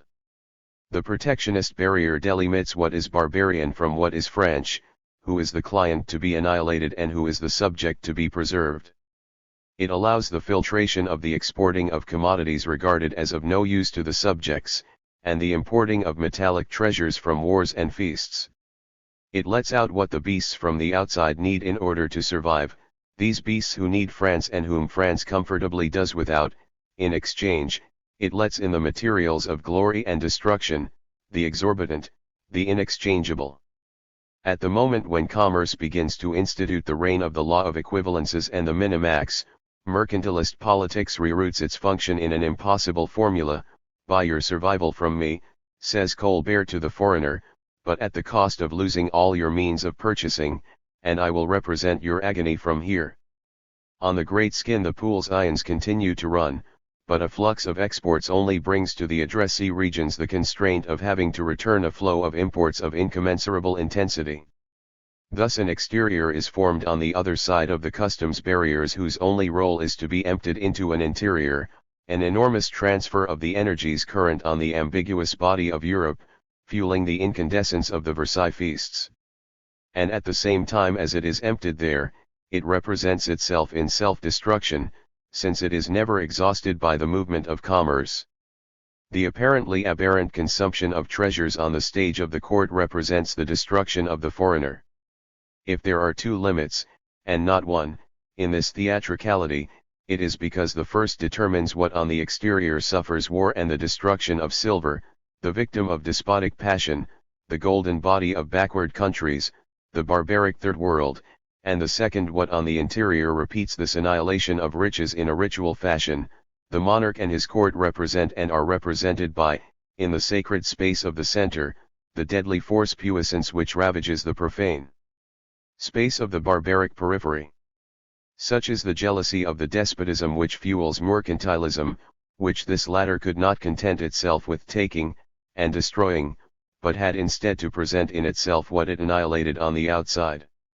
The entire West will not cease, in its imperialistic conquests, to import, that is to say to repeat on its own body, the surplus of which 200 it deprives the body of the earth. But this surplus only appears superfluous insofar as it has been calculated in mercantilist terms, measured by an alleged minimum value of life, reckoned up in alleged needs, insofar, then, as the body of the earth covered with barbaric foreigners which one can do without has entered into commercial contact with the Europeans.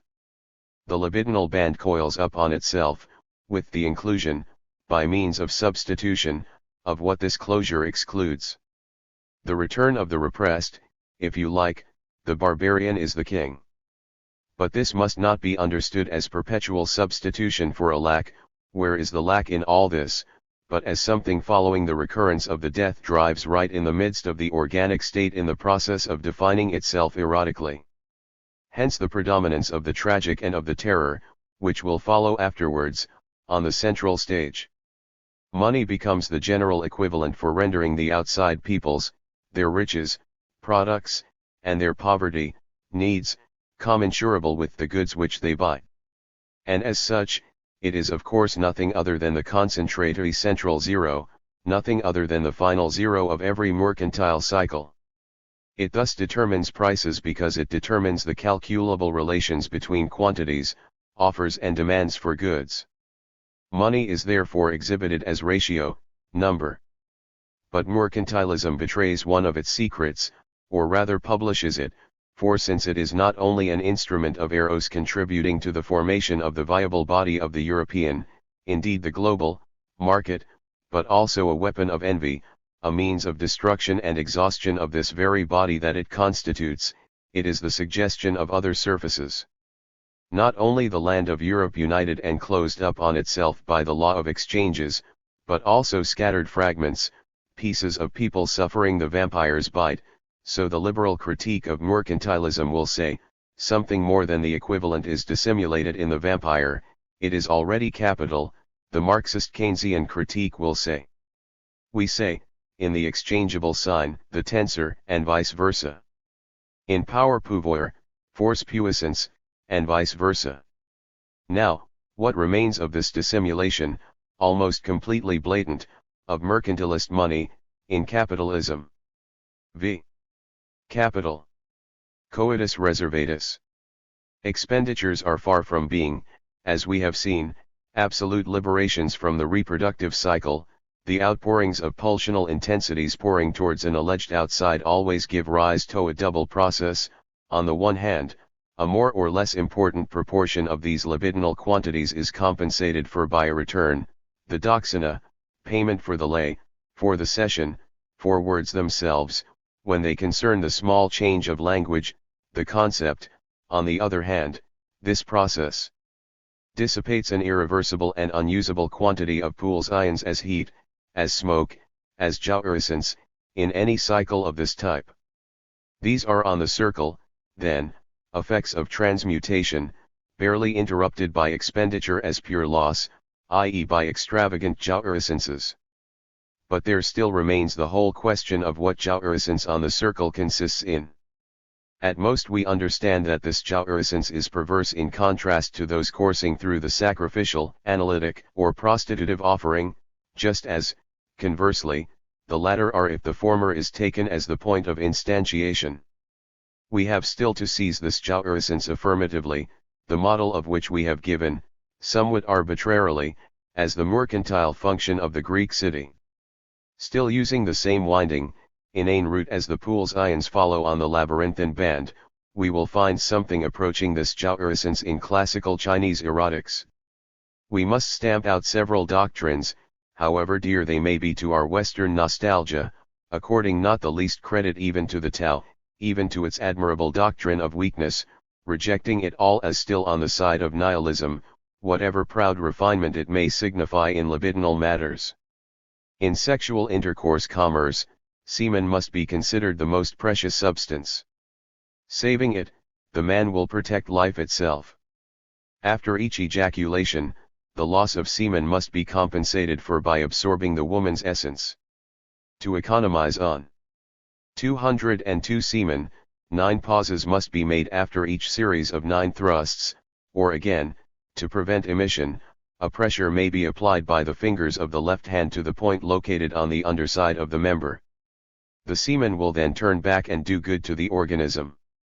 In order to absorb the woman's essence, one should give 9 shallow thrusts and 1 deep, alternately. Placing one's mouth on that of the enemy, one inhales her breath and sucks up her saliva. What has been drunk will descend to the stomach and there will change the yin essence into the yang. When this has been done 3 times, 9 shallow thrusts will again be necessary, 9 by 9, separated each time by a final deep thrust, until the figure of 81, or 9 times 9, has been attained, thus completing the yang combination. The great theses of Chinese eroticism, essentially Taoist, are found recorded in this Yixin Fang. And here a dispositif of commutation can be seen at work, a commutation of influxes so different from those we have briefly cast our eyes over that it merits a renewed attention.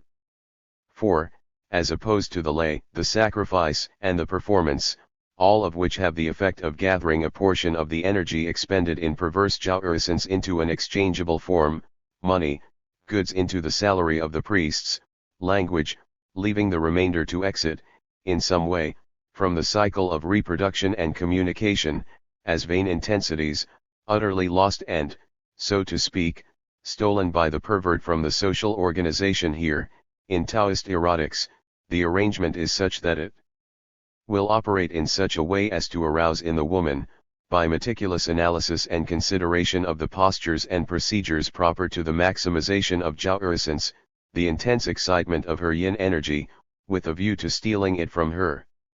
While the prostitute, the priest, and the analyst were observing, in the face of intolerable impulsions from their respective viewpoints, a strict rule of the minimization of Joule-essence from these latter and the risks they may have run were their venture not heavily ballasted by payment for professional expertise, the Chinese bedchamber is the site of quite another bargaining, as long as the woman, who may here be considered the subject of Joule-essence, if these words mean anything better, the region of intensity, and again it must be said, as a body entirely and exclusively dealt with regarding its genital section, allowing Van Gulik to praise the normality of this erotics, as long as this region of erections and emotions, thus localized, is disavowed and subject to substitution, as in the indifference of the prostitute's womb, the sublimation of the offering or the talking couch, and by means of the described payments, she is sufficiently intensely excited to do whatever she can in the play of hands,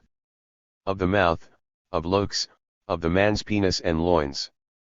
However much this connecting up concerns, throughout the 9 positions of the Xuan Nu King or the 30 of the Tung Xuan Zi, only the penetration of the jade shaft into the cavity in the form of seed through the jade gates, the fanatical care with which this penetration, its preparation, its course, and its issue are surrounded already obliges us to say that this is not at all a matter of what Klossowski or Sada would call a simple operation of the propagation of the species. In particular, whatever the semen's subsequent fate, the Chinese penis does not act at all like the Athenian penis, which is only concerned, when he penetrates the wife's cavity, to deposit its semen there, as quickly as possible, with a view to the utterly basic and general ends of reproduction. In Greece the problem of the female orgasm was not posed, and when the penis becomes heterosexual, this is, as has been said, a quasi-prostitution, because the homosexual community cannot reproduce itself without the intermediary of women. It would appear to be the same with the Chinese, where men of letters, officials, military men of every rank, governors, princes, and the emperor himself, who are certainly not assembled in a circle like the citizens, but staggered in a bureaucratic pyramid like pagoda roofs, could not ensure the simple reproduction of the population by their state apparatus. Therefore, here too, they must employ women. But they do much more than employ them, and the man who devotes himself to copulation, far from momentarily prostituting his civic penis in the service of propagation and without jouissance, pursues, in the bedchamber, a strategy and a medicine which, under the name of erotics, gives rise to a whole cosmology and is combined with a whole politics. The useful fragment of the female body is not taken according to its fertility alone in terms of possible children, although it definitely is in other places, as we shall see. It is here taken according to its intensive force, as yin, which is notated by the 5 signs of the woman, by the 5 desires of the woman, by the 9 spirits of the woman, according to the Yi Sin Fang. That this is a medicinal matter is affirmed by all the Taoist texts, and even the others, even when they restrict its range. The intensification of female jouissance reinforces masculine energy. 204. Yang. Secretions from the mouth, the nipples, the vagina, are inhaled by the mouth and the meatus of the man. They enter into this fragment of the libidinal body, for that is what it is, like a surplus of energy. This is certainly yin, and yin is the still water that all use without ever exhausting it. This is why it threatens the yang principle, which is fire and therefore extinguishable, and why erotics is also strategic, and the woman is designated the enemy.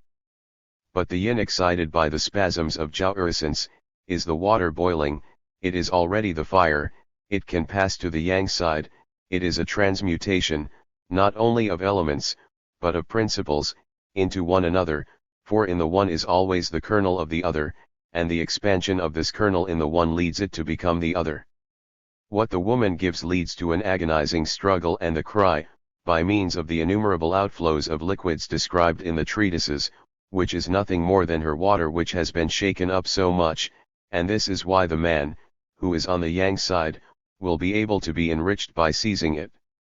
Enrichment presented as convalescence, a therapeutics of minor ills, but also of serious illnesses, with precise prescriptions concerning the postures and maneuvers likely to remedy them, but especially the enrichment of potential immortality, that is in the secular or social, indeed Confucian, version, because they can expect to reap the benefit of beautiful male children from this energetic capitalization.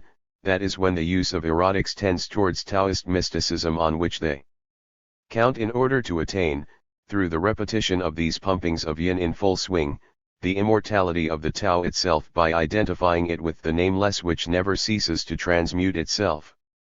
But all this, no matter how we understand and practice it, initially counts, in total contrast to the pagan function of the Hellenic civic husband, only on condition that the jade shaft remains erect in its tumescence and that ejaculation has not taken place.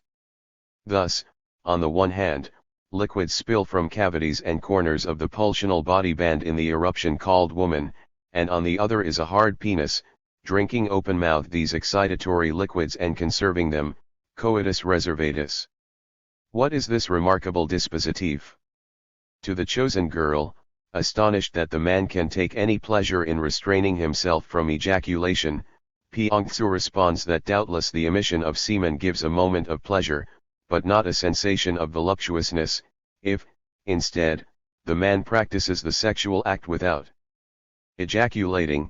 His vital essence will be strengthened, his body will be wholly at ease, his hearing will be refined and his eyes perceptive. Even if the man has repressed his passion, his love for the woman will be increased. It is as if he could never sufficiently possess her.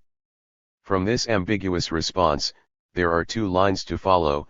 First of all, a point of departure for the themes of Platonic, courtly, impossible, and romantic love, inasmuch as instead of plugging libidinal energies into organs, into pieces of the labyrinthine body, the retention of sperm will sanction a different plugging in, this time into persons, and love for these persons will be substituted for discharge into anonymous regions.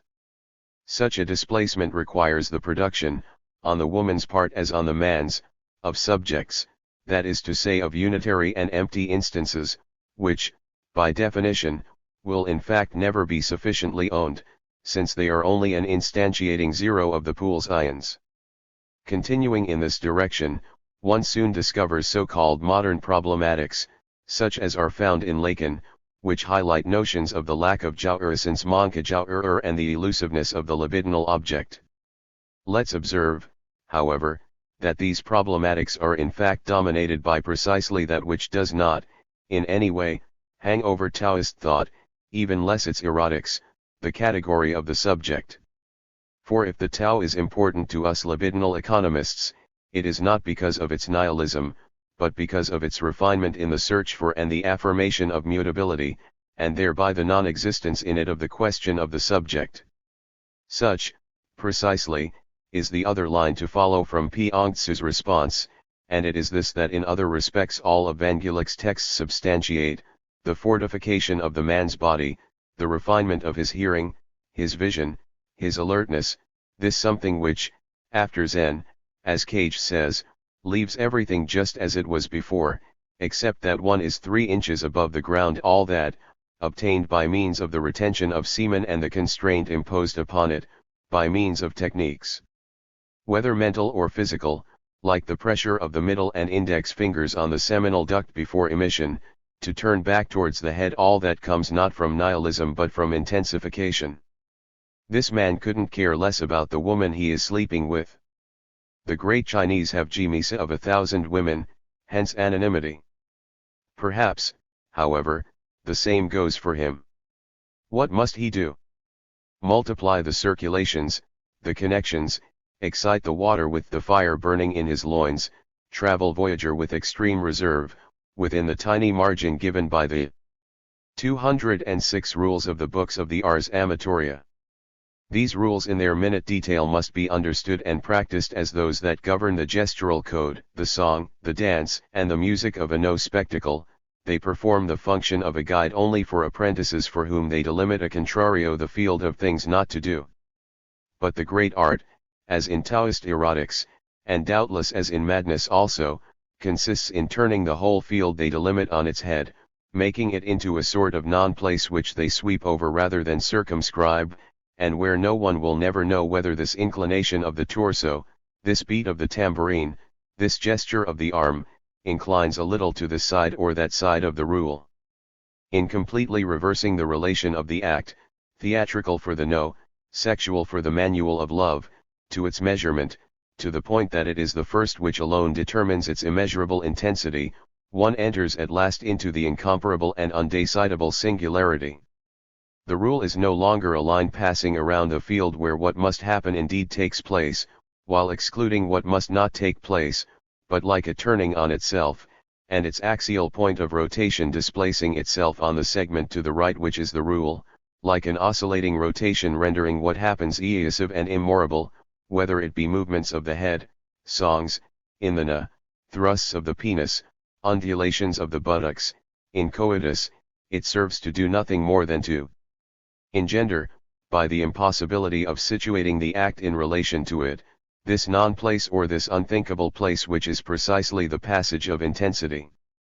A line engendering an evanescent region where emotion flares up, that region is par excellence an incompossible fragment of the labyrinthine band. That this is the function of the scrupulous erotic prescriptions is undeniable. They do not all the same justify the exclusive privilege accorded to coitus reservatus. All the passions would seem to be equally capable here of creating the new space of immeasurable singularities. If then the Tao and the whole Chinese tradition restrict the entire intensive function to the retention of sperm, it is because throughout intensification, there continues to appear what Klossowski called an intention, and it is not by accident that semen is required to retrace its path back to the brain. The intention is doubtless not, as one might think, essentially misogynistic. It is said elsewhere that the woman is also, for her part, able to practice an economy of her vaginal secretions, and of absorbing the yang principle at work in her partner.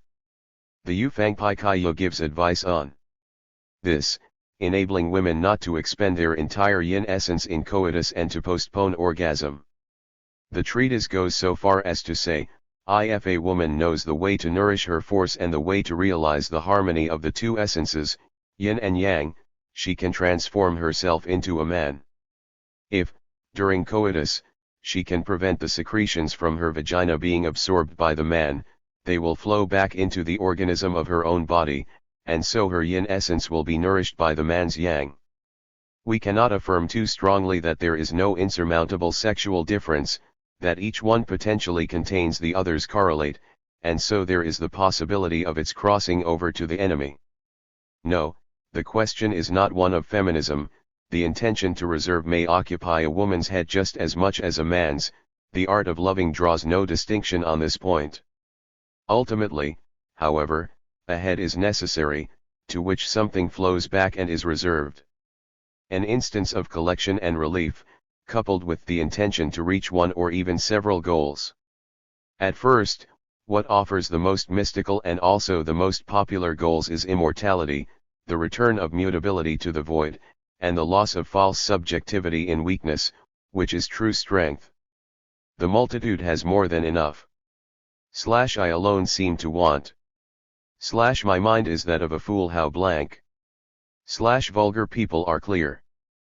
I alone am drowsy. Vulgar people are alert. Alone am muddled. Calm like the sea, like a high wind that never ceases. The multitude have a purpose. I alone am foolish and uncouth. I alone am different from others and value being fed by the mother.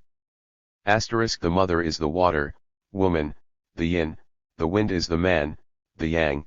This confusion belongs to coitus as much as to the Tao, and when one is there where I do not think, as Lacan says, then it is indeed intensity, without intention, without a precise goal, which arises.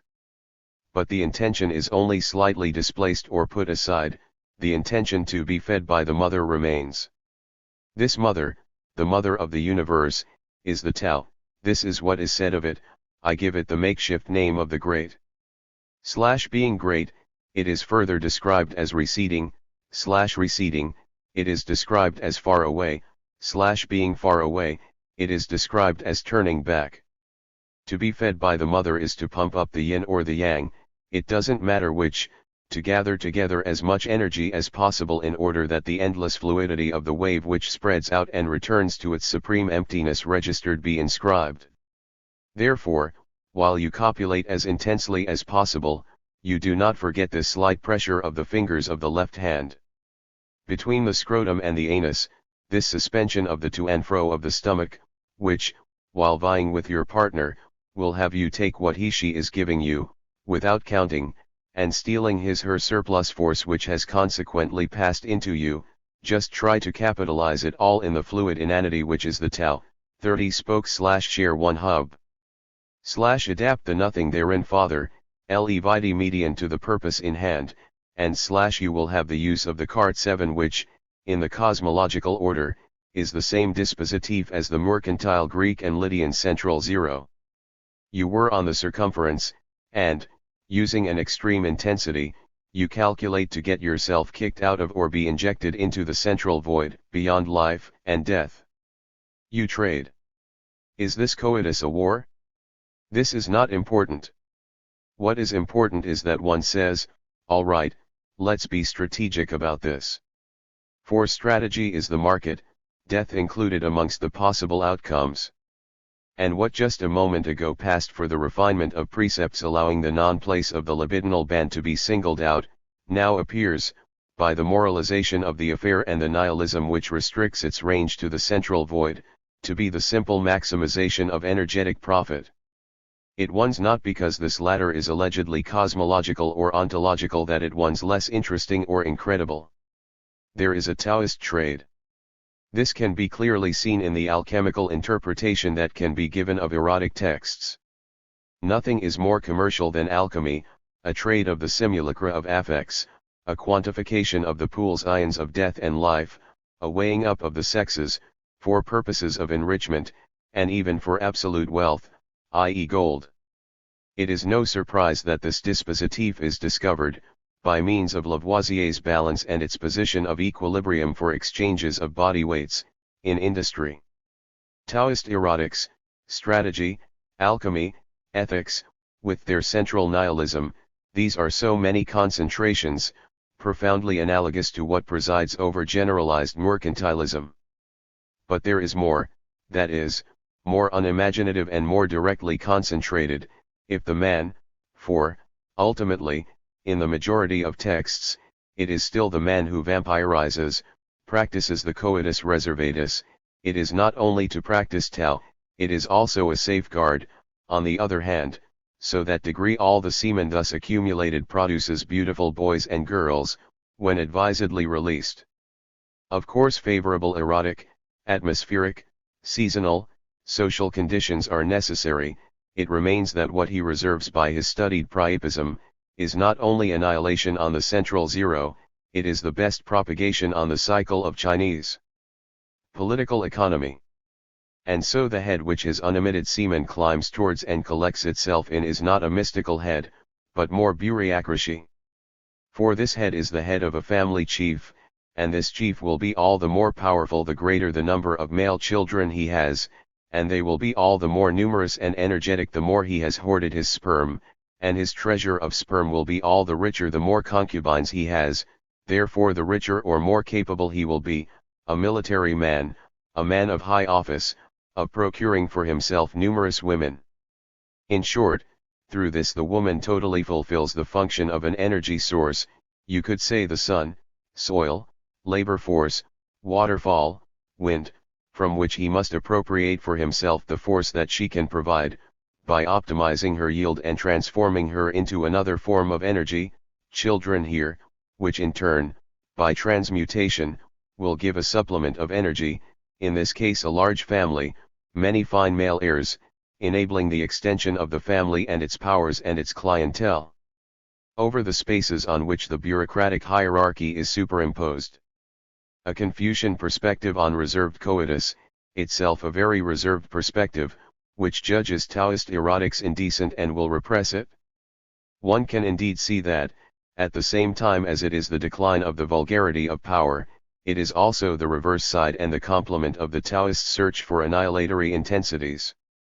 The Greeks have never had this point of view on the woman and the child, and it is a point which, for the pulsional economist, permits the strict differentiation of the civic community and despotic Oriental society.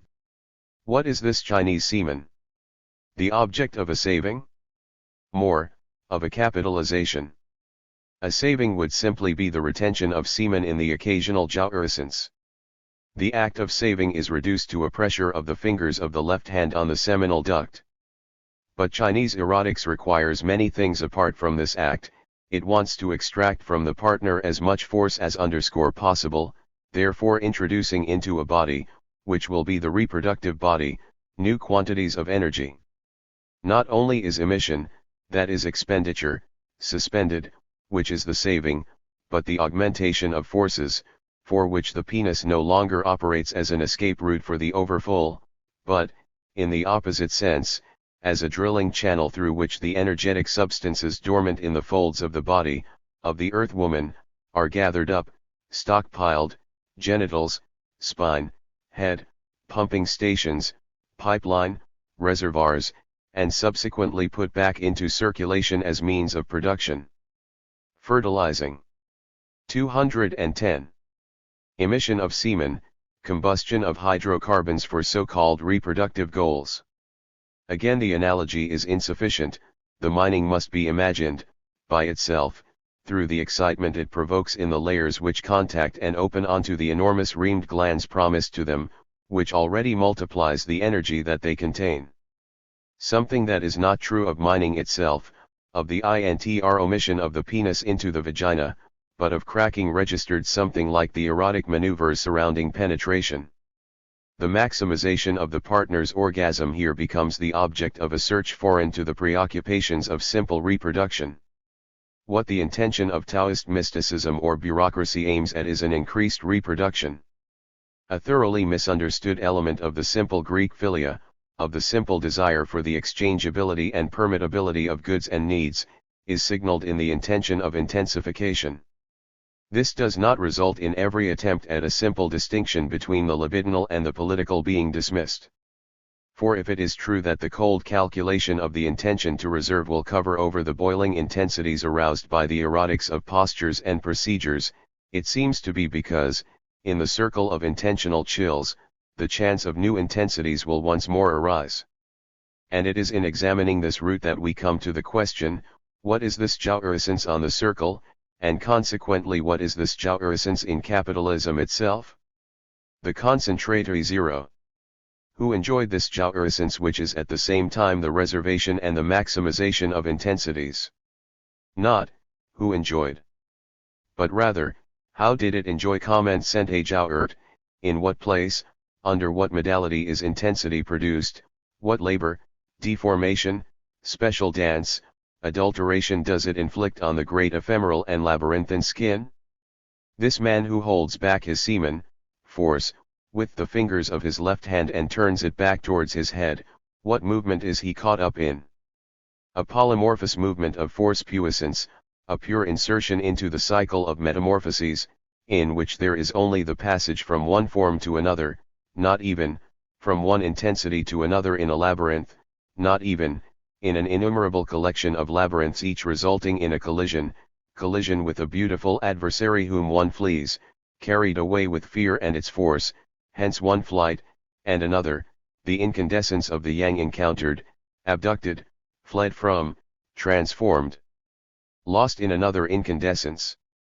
Is what this Chinaman carries with him either an intention to capitalize, instantiation on a center, doubtless empty, indeed non-existent like the Tao itself, but where the mistress of all metamorphoses resides?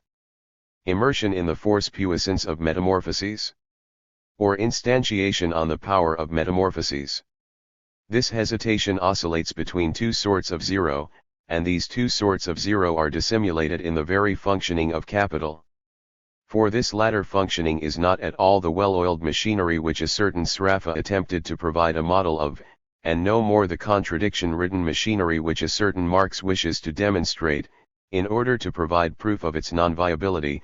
It is a function instantiated principally on a central zero, on a commodity standard, on a general, structural law of equivalence, guided therefore, by a certain use, accountant, payer, creditor, of money, but there is also, and simultaneously, dissimulated in this use, unresolvably, a convulsive anti-functioning which puts the system of reproduction at risk, in the name of speculation, for example, but which is much more than speculation, which is to the productive usage of money what antimatter is to matter.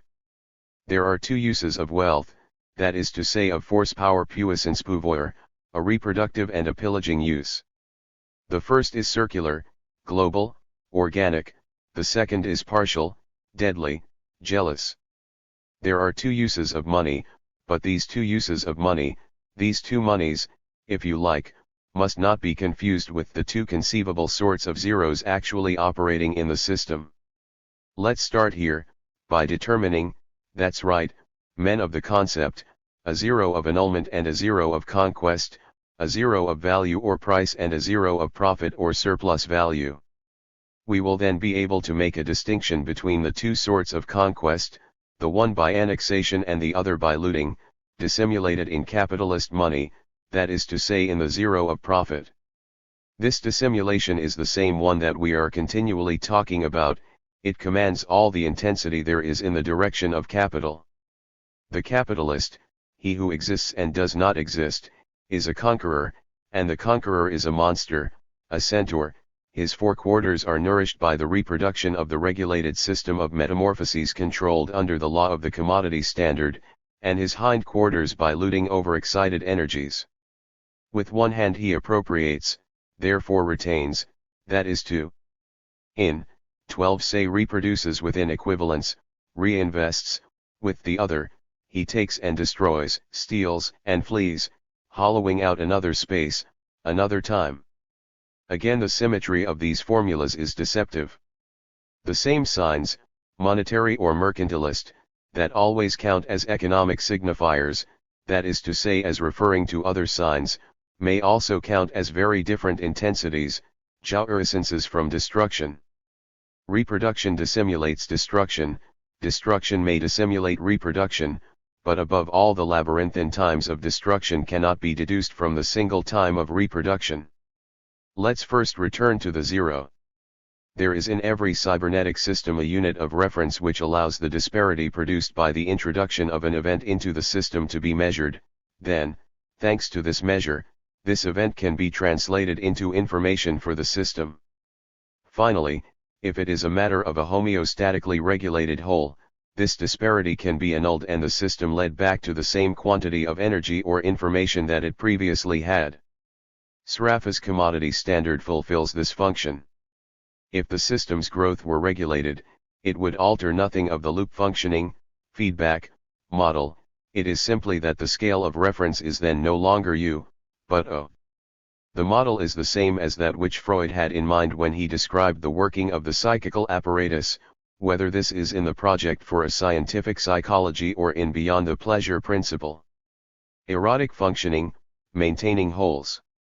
This eros is centered on a zero, the obvious zero of homeostatic regulation, but more generally annihilation by the feedback, that is to say by the repetition of the binding function, of the system's every insignificant disparity, of every threatening event. Let's stop a while here. We see how the adoption of this perspective on society, that is, the despotic fantasy of the master situated on the alleged side of the central zero and hence identifying himself with the matrix of the nothing, as Levi Strauss might say, can only compel him to extend his idea of the threat and therefore of defense. For what event does not present any danger, from this perspective? Not one, quite the contrary, since they are disturbances of a circular order, reproducing the same, U or O, requiring energy to be mobilized for purposes of appropriation and elimination. Is this too abstract? Do we need an example? It is the same project as perpetuates, in France and in high places, the institution of an operational defense of the territory, secured from an operational center of the infantry, whose speciality is to ward off the internal threat, originating from dark corners of the social body, whose administrative staff claim nothing less than to be a clairvoyant head. This clairvoyance is called the National Register. The threat then spreads in a global sense. It is not simply military, but diplomatic, economic, scientific. It is internal, even cultural. The translation of the event into information for the system is called intelligence. This, that is to say preliminary knowledge, is it not the key to every decision? This research, consequently, interests all branches of knowledge and the activity of men. It spreads to all domains, political, military, economic, scientific. Finally, the execution of regulatory orders and their inscription on the social body, especially when one imagines this as subject to some intense emotion, for example, the fear and panic that shake it up in every sense and in all cases where the threat of a nuclear war is unleashed, meaning also, where there arises some upsurge or other of protest, contestation, civil disobedience, regarded as insane. This execution requires the assiduous and subtle infiltration of communication channels in the social flesh, as a certain superior officer marvelously put it, the police of spontaneous movements. Totalitarianism is nothing but the process of domination of the master group over the enslaved group. This process is not transitory, circumstantial, it is not bound to the function of a particular political party, the right, or of a particular social class, the bourgeoisie left, united or not, possibly operating in the name of the proletariat, will perform the same labor of the detection of threats, of the centralization of intelligence, the distribution of orders, the elimination of events and men or groups allegedly in contact with these latter. The erotic dimension of the left's desire being more marked than in any other group, one may even wonder if it is any more capable of defending against the circulation of energies than any other formation relying on the unificatory power of capital. In any case, what distinction can we make today, more than half a century after the first workers' revolution, between a communist party's state control of economic circuits and cultural thought on the one hand, and on the other the conditioning and training of all the pieces of the social body by the school, the barracks, the mass media, publicity, conformism, and the fear of lack, in a country of free enterprise? Small nuances, here and there, in the all-pervasive white terror, from the point of view of the red. 214. Violence of mutant intensities on the great pulsional skin. Nuances in totalitarianism and the concentratory power. The important thing is not to decide between the East and the West, one suspects. It's a question, rather, of remarking that totalitarianism, which is the very process of concentration, can expand only to the extent that new quantities of energy are included in the said circulation of capital, new quantities which will ceaselessly spread over the surfaces involved and multiply the chances available to the partial pool's ions to be invested in the social body, rendering the unity of this latter uncertain. This is the movement of integration which ruins the old distinctions, for example, that of the military and the civilian, the political and the private, the economic and the cultural, which divests these once diverse regions of their specific dignity and has them filed away under the same category in the central catalogue of intelligence and decision-making. And if there is a crisis of political economy, it is primarily, but not only, as we shall see, because in this process of incessant integration which gives rise to the movement of expansion, the said science of course loses its Latin, but first its object, for what is wealth, what is good, what is exchange, what is labor, when salary obviously contains surplus value, when prices are self-determining, outside all debate amongst the exchangists, according to a complex commodity standard that no one, except a theorist after 40 years of study, will come to define, when speech, knowledge, opinion, aptitude can and must be accounted for in assets, when the decision to invest in capital no longer necessarily belongs to its owners, when the military man becomes an economist, the economist a psychoanalyst, the scientist a military man, the pedagogue an information scientist. It is space and time that become the objects of intelligence and decision-making, at the level of the laborer's body in Taylorism, at that of the urban map in metropolitan rush hours, or the national map on days when people are leaving the industrial nations for their holidays. These are the so-called motivations, the final protest of needs, whose quantities are recorded and intensities, measured, if possible, by market studies and sales monitoring following an advertising campaign. The most lucid sociologist used to complain of, and laugh, being unable to bestow on his office a sheen of scientific dignity. But now every discipline can only arouse the same great suspicion in its own company. The idea of scientificity succumbs twice, under the subservience of scientific functions to those of capital as the great concentrator, or even under the confusion of the one with the other, and under the effect of decompartmentalization which produces, in the instituted fields of research, the passage of capital, this time as the great pervert. So much so that today's science is at first glance merely research into efficiency, that is, into power, and on the second merely the production of strange and efficient fictions. Not only is there no economic thing, there is no scientific thing, either. The great concentrator wants stable circuits, equal cycles, predictable repetitions, untroubled accountability. It wants to eliminate every partial pulsion, it wants to immobilize the body. Such is the anxiety of the emperor of whom Borges speaks, who desired a map of the empire so exact that it had to cover the whole territory in every aspect and therefore duplicate its scale exactly, to such an extent that the monarch's subjects spent so much time and used up so much energy in putting the finishing touches to it and maintaining it that the empire itself fell to more and more ruin as its cartographic blueprint became more and more perfect. Such is the madness of the great central zero, its desire to bring a body, which can only be if it is represented, to a standstill. And such is the madness of political economy, recognized in Sraffa's constructs.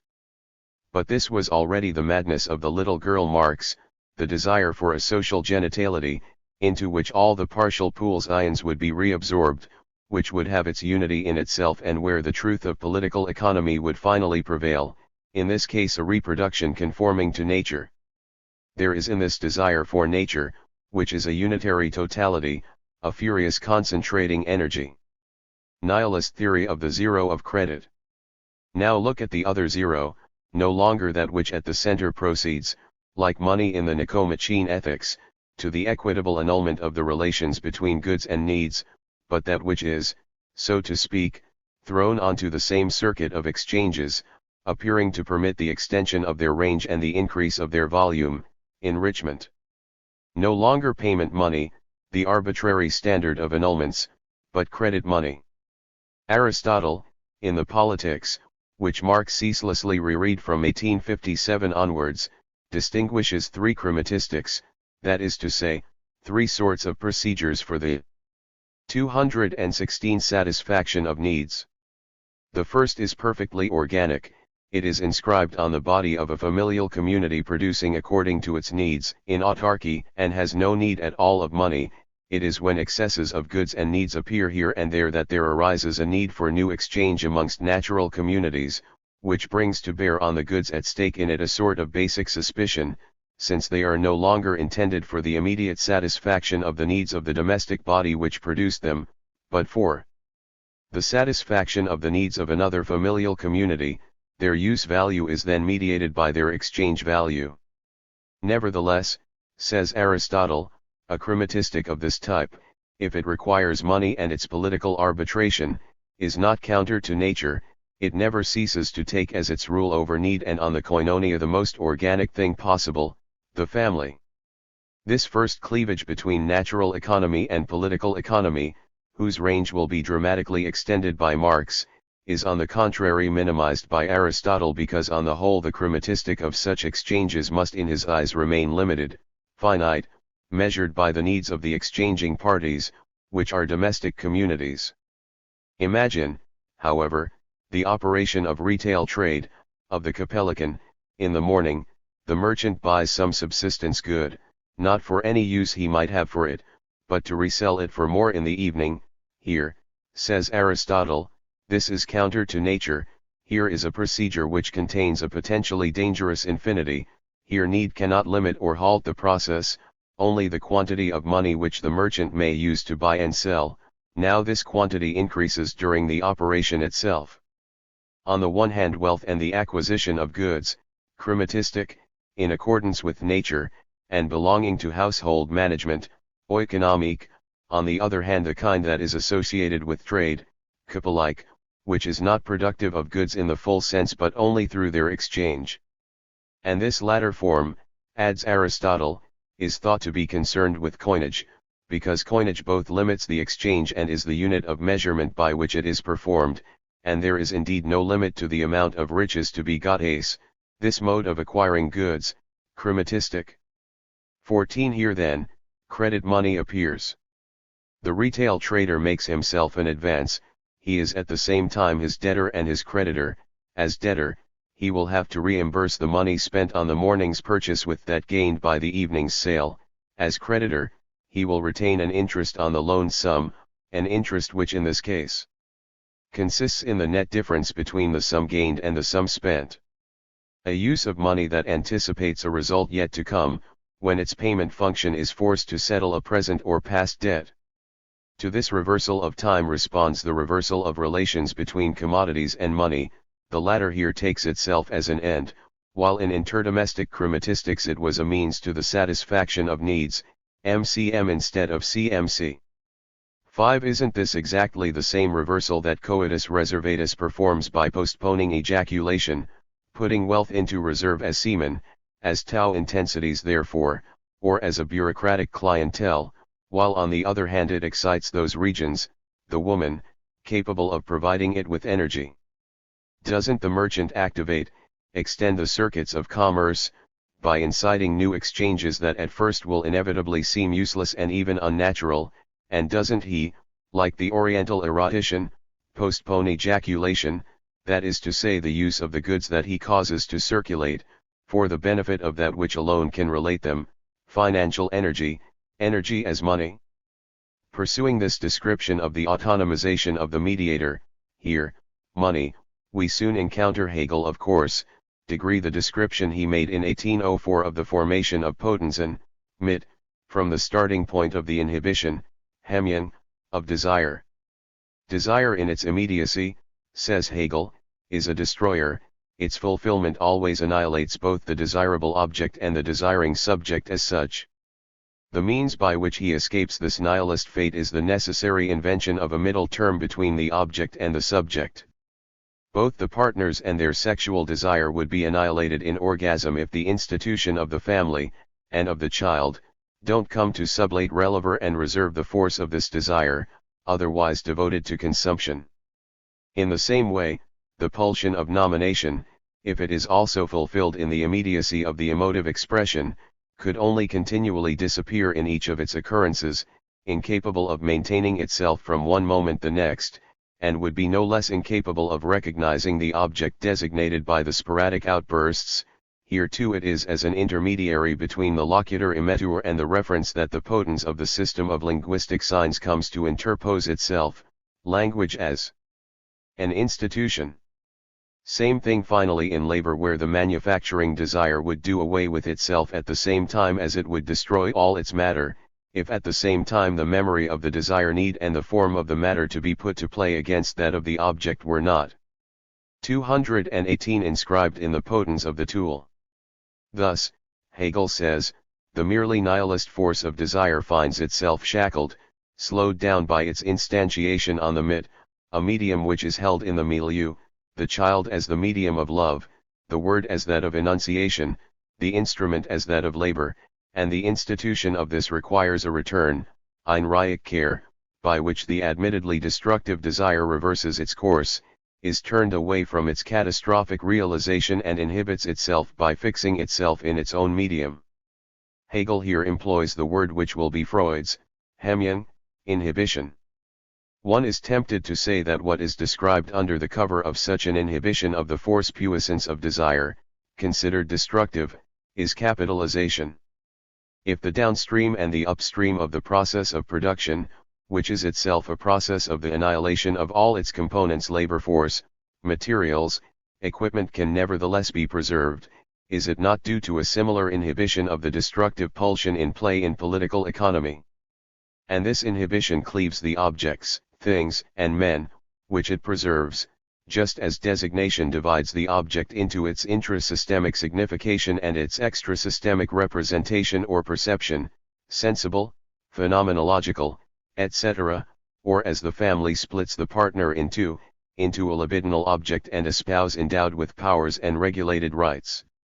The whole Marxist analysis of the division of labor into the concrete and the abstract, of value into use value and exchange value, belongs to the same figure of the reduction of force puissance onto the mediator and its institution as potence. A figure of alienation for Marx as for Hegel, except that, for the first, this latter is not well founded in the second. All dialectical thought with its two great functions of intensification on the mediatory instance and of the division, Anziehung, a term which reappears in the writings of the young Hegel, of the mediated instantiation, seems indeed to be, from the point of view of libidinal economy, a thought of inhibition. Yet what is involved in this strange action of an inhibition of the supposedly destructive force from which power itself would emanate? For, in the name of potence, there is indeed the question of power. At least two ideas are compounded there. First, power is, as its name indicates, a potential puissance in the sense of an operational virtuality, which is never without an organization of events into a past and a future and their commensurability, or at least their co-conceivability. Then it is correlative with an inhibition of desire. Power is reduced from desire onto a mean or medium, but this is an understatement, as Marx notes in 1843, for, in a thought of synthesis, everything can be a mean, and so everything is a matter of power. We must therefore say that power comes from desire insofar as it is folded back, and nothing more. And doubtless we must conclude likewise with the ego in Freud, continually constituted by mourning the loss of objects, and by the concomitant reversals. It is nothing. The pulsion need not come to be reversed onto this supposedly primary proper person, it is rather this reversal, inhibition of the pulsional goal, as noted by Green in his study of narcissism, which constantly produces the ego as the evanescent instance of its fulfillment. These two ideas of the order of events, in the mathematical sense where two terms are ordered into a set, and of the inhibition of desire, combine therefore into that of potence or power. In this way the inhibition would coincide with the introduction of temporality, which Freud will call secondary. It would coincide with the activation of this time, which is the concept for Hegel. For, in postponing its fulfillment, destructive, let's acknowledge it once again, it would create a reserve or a reservoir of energy at the same time as a lack, awaiting the hour of its suppression. This waiting would open the interval of a future, and become swollen with the inhibited energy in a cumulative process of retention. In this way the secondary chronological order would be constituted. As in the army, the reserve is something which can serve again. 7. It has already served without being exhausted in this previous task, and it can enter into a process of use in order to start this task again or continue it. It is from the past, it has proved itself, it can do so again, it is therefore of the future, but of course of that future which is identical to the past, repetitive of the same. Charles Malamud shows the importance, in both Vedic metaphysics and Indian practices of ritual feeding, of the category of the remainder, a figure of permanence. Registered this reserve would be therefore power as potential, as force retained from immediate investment. And here again one could draw a parallel with Freud, when he imagines displaceable, floating energy as desexualized energy, that is to say disinvested for him, and put into reserve under the control of the ego. Which amounts to saying that all availability, we will see the importance of this for the function of money in capital, all potential belongs to the realist instance, by which I mean, to that 220 which determines what is reality and what is not, exactly as in economic matters the instance of capital is alone realist. Now these floating masses of energy, if they can always be counted as the reserve of the ego or of capital in the service of Eros, unexpectedly also turn out to pass over to the enemy, to the ID, to the partial pool's ions and to death through excess, and such is their displaceability, not limited to the defensive functions their master assigns them, but stretching even to threaten this latter, just as the Praetorian Guard threatened their emperor. The reserve of capital may also become threatening, and this is not as a result of any dialectic whatever. But 1 jumping ahead. What then, from Hegel's perspective, would credit be? Not the monstrous infinity that Aristotle foresees with the worst apprehension, but an inhibitive regulation of desire, including the reserve and the return of these energetic quantities into circulation. The question implied in the use of credit is that of knowing what exactly the creditor uses to make an advance to the borrower. For example, with what does the banker make the advance in the operation MCM? Considering this latter not as the act of an individual but as a libidinal economic functional mode, it is with energetic remainders withdrawn before the deadline that the capital financier becomes the lender. And what he could draw on in the course of the operation under the name of interest as the difference between M2 and M1 would be nothing but the result of the deduction that the debtor cannot fail to make in his turn, during the repayment period, from his own energetic expenditure. The loan with interest would therefore only be an actual advance of a supplement of energy normally available at a later date. That which gives credit and renders you creditworthy, is, it will then be said, your capacity for prolonged inhibition. What the lender puts money on, to which he will in fact constrain you, is your second-degree negativity, the negation of the negation, the force of having to make your return in semen. But, still according to Hegel, there is no risk of bad infinity in the matter, on the contrary, fertility of the reserve and sublation. If the money merchant lends you 100 units today and deducts from you 15 units of value over n years, it is only because he has the power to anticipate a formation of capital, of reserved energy, which will not fail to take place on the crossing point that you are. The Marxist theory of the origin of surplus value is no different from this. If labor force can be the source of a supplement, it is because it can cost its proprietor, the worker, less energy than it gives to its buyer, the boss. And why then, if only the first is capable of inhibiting, at least for a time, its unproductive energetic expenditure, its consumption and the rest, and the second of activating, also for a time, the productive expenditure of the first? Isn't all that is gained in the time and the place of production abstracted from the place and time of life, thanks to a terrible inhibition? And if it can be shown that this is not only the act of masters, but must also be that desired by the proletarians, as Reich sometimes does, and as we ourselves sometimes do, this is no great discovery in the eyes of Hegelianism, for the question is not of knowing who represses, but how it, sent A, can inhibit itself.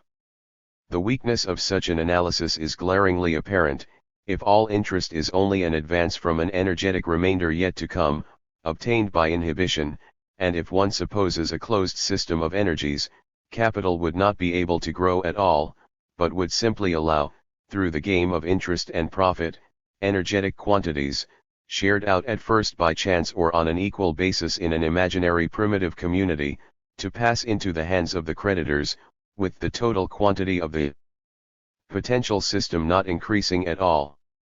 If the supplement to be put into circulation one's already there in some way, if it is enough to postpone the fulfillment of desire to free new energetic resources, then it is because these latter are due only to a saving, whether this is through constraint or spontaneous.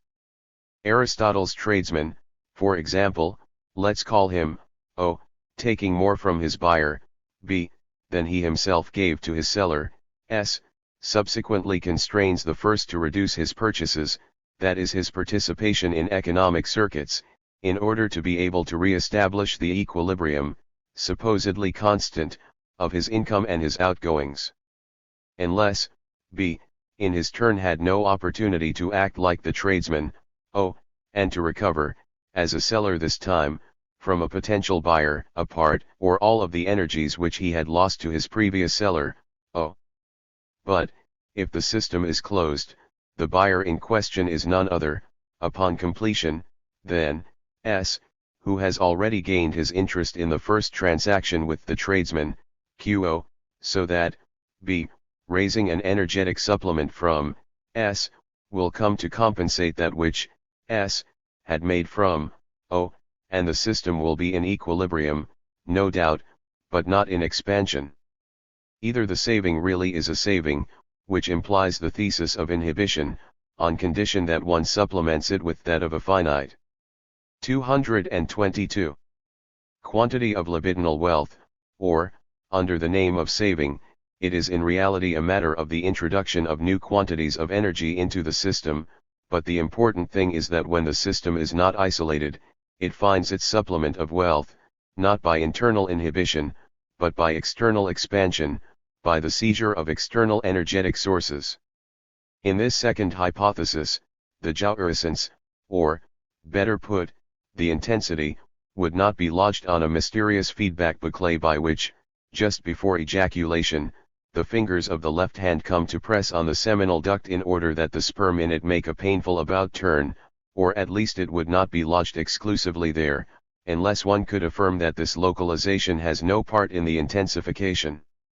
But it would indeed be more essential to recognize in this, above all, the the fact of the irritation that the unnatural erotics or chromatistics arouses in the deposits of energy initially placed in the shelter of the system, strata of yin dormant in the receptacles of femininity, that come to arouse the works of masculine erotics, masses of natural energies, coal, water, petrol, nuclear, or human energies, artisans, unemployed farmers, which lie dormant in the fringes of capital and which the latter comes to seize and exploit. So the intensities of which capitalism is capable are not exclusively associated with inhibition and reservation, but they necessarily are with conquest and agitation. It is in some a naivete or a perfidy to believe that, because it rebounds on itself and is postponed, desire opens the space of a reserve on which it one's quite at liberty to draw drafts on condition that it reconstitute this reserve in proportion to the repayments, interests. If desire is, as Hegel thought, purely destructive, why would the increase of its negative potential puissance reverse the nature of its effects? What then is inhibited in the pulsional movement to give rise to the mock instance of ego history capital? Is this the destructive force? Isn't this its force and nothing besides, its strength? What is withdrawn from the libido and flattened onto the instance? How could the same force going towards its end, to its expansion, be annihilating, destructive, bad, and become good by the fact that it makes an about turn, that it returns to itself and takes itself as its object, that it comes to a halt and that it is in love with itself, that it becomes reflexive and tautological? If you accept this idea of the return institutive of the realist instance, then you inherit with it all of Hegel's Platonism, hence his Christianity, his nihilism. For if there is nihilism, it is time to say so, it is certainly not in the capital 220 expansive force puissance of desire, which, far from destroying the poles between which one supposes it stretched, never ceases to invent pieces of the patchwork by being ephemerally invested in them. No, the nihilism is entirely in the idea that the good, the serious, and the true, constitute the turning back, the ryoc care, and the institution of the potens, in the idea that inhibition changes the nature and the range of the forces subjected to it, and changes them for the better. All political economy constructed on this basis will be identical to the philosophies of consciousness, resting on the sinister force puissance of the negative.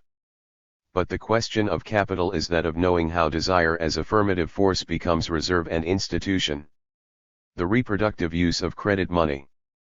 The advance of capital money is not simply an early putting into circulation of energetic reserves to be subsequently restored by saving, it dissimulates two almost incompatible libidinal functions, one of increased accumulation, the other of looting, but both functions are of conquest, capture and appropriation of unprecedented pieces of the patchwork.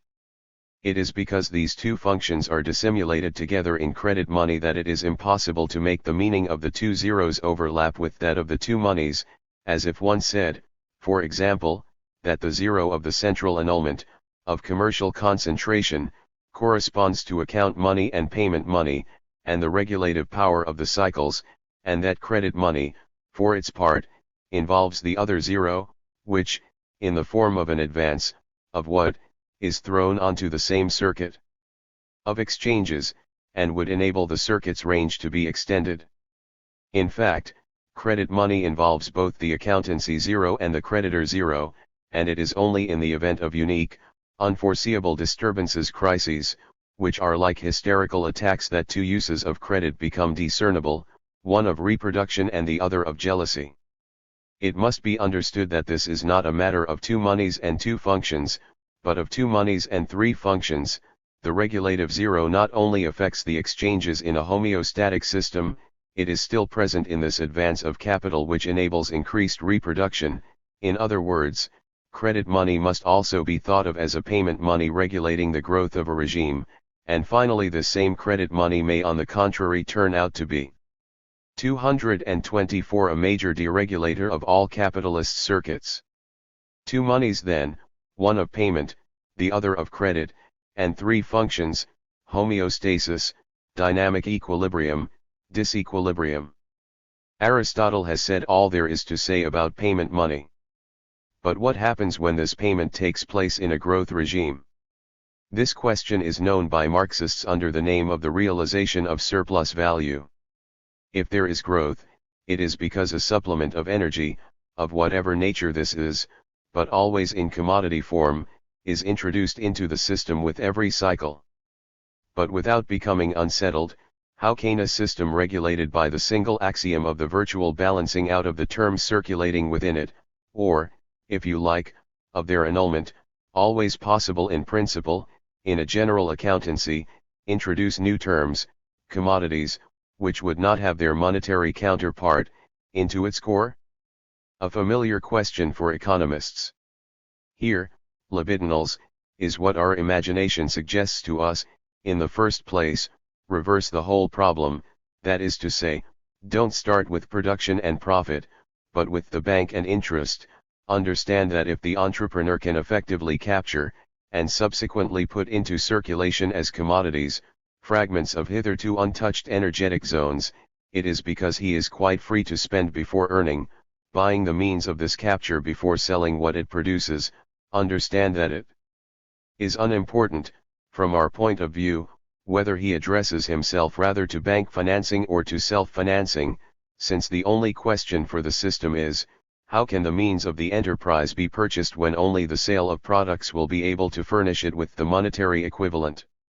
A problem of cyclical, repetitive time. Credit is simply the premature constitution, in the form of means which allows one to transact, of the wealth which will only be given after the event as the products of the enterprise. This function of credit money must not be confused with that suggested by Keynes in the general theory. Keynes was aiming at a system whose means of production, already given, fell into disuse only after the crisis of the 1930s. His project then was to get things going again. But we ask ourselves how, in a period of expansion, the conquest and putting into circulation of new energetic units can take place, that is, the creation of capital. Now it cannot take place without passing through the form of money, and without putting this to a specific use, which would be a sort of preduplication or preplication. Preplication of the system by itself. The lender advances the borrower something that neither of them, nor anyone else in the system, can have, ex hypothesi, that is, a supplement of means. This supplement will be put into the system only if the enterprise succeeds, and by virtue of this. Credit is the advance of wealth which does not exist, made in order that it come to exist. The system gives itself an advance. This advance is an advance of nothing if we think in terms of commodities, it is just an advance, that is, a credit of time. But a credit of time, at the level of the system, has no specifiable meaning. It could have one only if one admits the existence of a cosmic clock, the hours of which would be commensurable with the time of the system. This standard may have a significance when the advance is, for example, that which a landowner makes in seed seements to his tenant, because it has to be evaluated on the basis of the following year's produce, and because the annual cycle is not determined by the system of agricultural production itself, but by that of the seasons, which is an independent clock. But such is not the case with a developed so-called secondary or tertiary production, which is barely rooted in cosmic time at all. Here the credit of time is only a process of expansive regulation, an arbitrary act by which a power to include new energies in the system is delivered. The capacity to deliver such powers constitutes the power of all powers. Nevertheless, it is itself subordinated to the condition of production. The creditor says to his debtor, here is agem M, with it you will produce C. These are the terms that enter into the system, and of course, since M will already have been distributed, find their financial equivalent there. It is necessary to produce. This is why the properties of these credits are quite specific: middle or long-term, investment constraints, interest rates for loans linked to the average rates of profit. We are far indeed from the Capellican, where the loan takes place for a very short term, or even at sight, where interest rates appear extremely unstable, and where there exists no obligation to produce imposed by the lender on the borrower. To produce means here, specifically, to extend reproduction, to make capital pass into intact energetic regions, to transform objects, which were not previously there, into commodities, enterprise. It is therefore an advance of nothing, but not for nothing.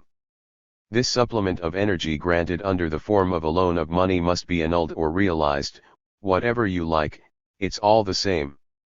26 Here, in the form of supplementary commodities. It is in this way that one sees that credit money used in this productive manner continues to operate as payment money, as the annulatory zero, as an instance of reproduction.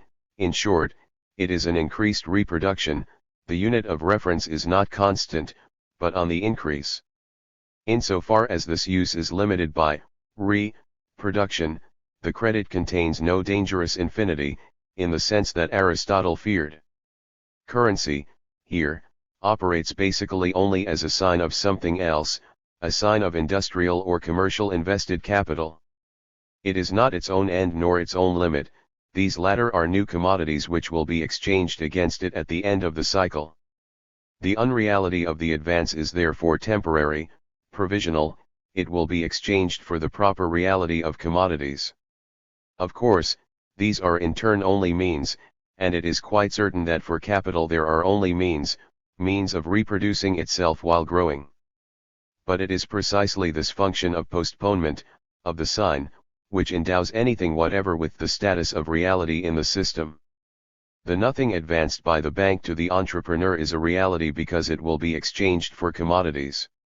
By making this advance of nothing, credit money in sum does nothing more than complete the nature of the sign in the system, which is nothing other than to refer endlessly to other signs.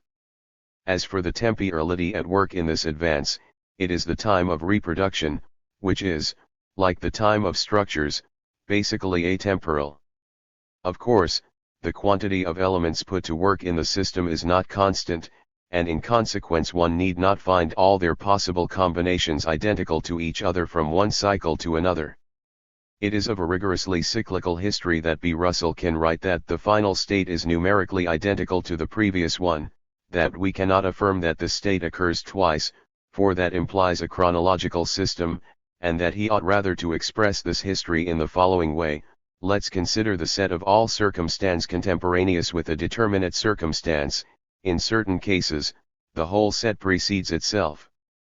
9. The history of growing capital is only analogous to itself. The new commodities introduced at the time of the cycle n+1 are to the money advanced as those of the cycle n are to the money then in circulation. Credit in its productive usage rests on this analogy. The future it opens up is no different from the past. The one and the other are identical in principle. This is why they are reversible, and this is how the creditor can buy his future. There are no speculators, bad people perpetrating their crimes behind the backs of the honest managers of capital. Capital money is at every moment subject to a use which is strange and unexpected only if one insists with the economists on seeing only the reproductive function of capital. But there is mercantilism. Marx, in order to establish the general formula of capital, is first obliged to proceed to the analysis of currency and to imagine the mercantilist system as an indispensable stage in the formation of capital proper. Mercantilism is in fact constitutive of capitalism, but it is not a formative stage of this latter, lodged in reproduction and instantiated on its very condition, currency form. It is a potential of intensities. Mercantilism is not a system. At the very most it would be an anti-system, incapable as it is of persisting since it entails the death of the body it exploits through exhaustion. Rather it is a potentiality of conquest by plunder and dissipation, probably always present in economic organizations, but whose importance in terms of its effects is drawn from how much jealousy, which it is exerted on currency, an indispensable moment in the metamorphoses of capital, and so, in consequence, it can seriously alter the circulation of this latter. For speculation is the mercantilism in capitalism. It pursues in capital money the same sort of intensity that Colbert and Louis XIV might draw from metallic money. It is useless to want to induce thrusts of speculative fever, as the historians and the economists say, starting from the general state of the economy. One could imagine that it is when the incitement to invest becomes insufficient that capital enters onto the route where the intended interest rates are much higher than in production.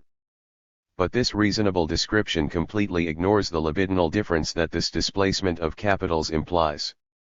The stock exchange is not a better investment than, it is not an investment at all, it is a battlefield and a field of conquest by means of buying and selling. The very sophisticated currency traded here is not concerned with producing, but with taking. If indeed there are destructive forces at play in history, it is not, or not necessarily, those that produce war ***. The production of war is a production of war, it is still a production. But destruction is dissimulated in the most peaceful production, death in the accumulation of wealth. We will not even say that it is the destiny of capital to lead, through its process of accumulation, to the ruin of 228 society. That is not certain. This dialectic is still religious in the hope for or the fear of the catastrophe that it promises. Just as the pool's ions of death are dissimulated in those of life, the destructive forces are not discernible from those of production. And, just as the lytic or lethal function belongs to no particular pulsional instance, one could not even say that speculation is deadly and production erotic, the contrary is no less verifiable. And the important thing is not even to be awestruck by this ambivalence, it is rather to pinpoint how jouissance or intensity slides from reproduction towards looting. What is mercantilism other than a politics of the Capellican elevated to the level of the state? The infinity of a chromatistic of currency, so feared by Aristotle, is not and cannot be a property of the reproductive use of capital, which is limited by the zero of annulment. The infinity of capitalist growth contains nothing fearful or mortal since it is regulated in principle on a commodity standard. And if it happens that this standard does not regulate it, it is particularly due to mercantilism, due to a use of capital of which one will indeed be able to say that it is not really capitalist, because one has the image of a capital which would be essentially a mode of production, but which it certainly is if the looting of wealth goes as far as to put the survival of the social body in jeopardy, as reproduction requires, and becomes a part of the impulsions active in the system, and perhaps indispensable. In 17th and 18th century mercantilism, one produced in order to sell and one sold in order to increase the quantity of currency. Even there, it is nothing if not very capitalist, but what is less so is this quantity of currency is, substantially, the wealth which one aims to accumulate, and to spend. Such is excess, the limitless, it is not capital that one accumulates, something that would be put back into circulation according to the rules of cycles and annulments. One accumulates quantities of metals that form the treasure and glory of war, in so doing, one takes them out of the cycles and the measure of exchanges, and one blocks what assures reproduction in principle. Bad infinity comes from this looting, which returns nothing of what it takes, which can lead only to the exhaustion of the reproductive body. Consumptive hoarding creating between one part and the other of this body a more and more overpowering inequality of wealth, creating between one piece and the other of the libidinal patchwork a more and more hateful jealousy with regard to intensities. If Aristotle's infinity is deadly for him, it is due to the fact that this body exploited by mercantilism is finite, and that a process of increasing disparity between the parts of the body must make this latter explode. The koinonia cannot support a heavy difference of potential between its organs. Take the crisis of 1929, one sees the mercantilist machine there on a large scale. Should the powerful impulsions of looting be at work from one end to the other, should the excess of what is without a counterpart come to light, there is the event, there its affirmativity. The same goes for speculation on the currency markets, a very similar event, which today troubles the workings of global capitalism. For this latter, the givens are not established. The crisis of 29 by contrast is today a kind of huge microscope to cast an eye on capital's libido. Here the pulsional duplicity of the use of currency is easily brought out, investment, speculation, and of time, iterative, singular, and of currency itself, means, treasure, and so of intensity, accumulation by postponement, dissipation. The two incandescences are co-present, indiscernible except by means of their effects, each counting in different regions, the same capital currency in two heterogeneous and undecidable spacetimes, set side by side, but in the same place, neben. It is not because the functioning of reproductive capital has become impossible or difficult that its speculative functioning is set to work. What is such an impossibility? When is the reproduction of a system not possible? To say this is to attempt to turn tragic on the cheap, and to inscribe in a dialectical destiny what was and is a singular episode, an event. If this proves anything, it is the duplicity of economic signs, even the most abstract, and, it seems, the most innocent in the economist's eyes. The crisis of 29 attests that the alleged social body, in fact, millions of rags of the patchwork unified in principle under the capitalist, paranoiac law of reproduction, can fall apart, be taken to pieces, and go to pulp for a long time, right up until 1950-5, that is a quarter century counted on the clock of Weltgeschichte, and atrociously, millions and millions of deaths, millions of ruins, without any other reason than the frenzied, jealous impulsions which, since the First World War, never cease to cultivate the use of capital in the sense of Aristotle's feared crematistic. After 1914, the so-called world market, that is the body that capitalism is continually trying to give itself, was far from its 230 organic ideal. The imbalance of trade between Europe and the United States is deep, $11,000 million trade surplus for the United States in 1922. Here credit money comes to operate in principle in its reproductive function. Loans and credits are accorded by America, during the war, to the Allied States, to protect the foreign value of their currency. These dollars permit them to redeem their own devalued currency, the sale of which is everywhere negotiated by the markets, against dollars, or gold, and after the war, to the states stemming from the Central Empires, to sustain national currencies hit by inflation. The destruction of Central Europe's means of reproduction leads these states to multiply monetary signs in order to face up to their payments and to initiate recovery. For their part, the European enterprises utilize the credit facilities offered them by American industrial or commercial societies in order to make their purchases in the United States. What happens then in 1921? A sort of crisis which anticipates in certain aspects that of 29. American lenders begin to offer their European clients bills of exchange at a discount which the Federal Reserve System (FRS), the issuing institution, then buys. It must therefore cede paper money in exchange for the discounted bills. Hence from June 1918 to December 1920 the value of the commercial portfolio of the Federal Reserve System rises from $435 to $1,578 million. In parallel, the percentage of gold reserves falls. At the start of 1921, it is at 42.4%, when the legal minimum is then 40%. There is a risk of European inflation spreading to the United States. The FRS falls back to 659 in December 1921 and 294 in June 1922. Hence a simple measure of the stabilization of the dollar.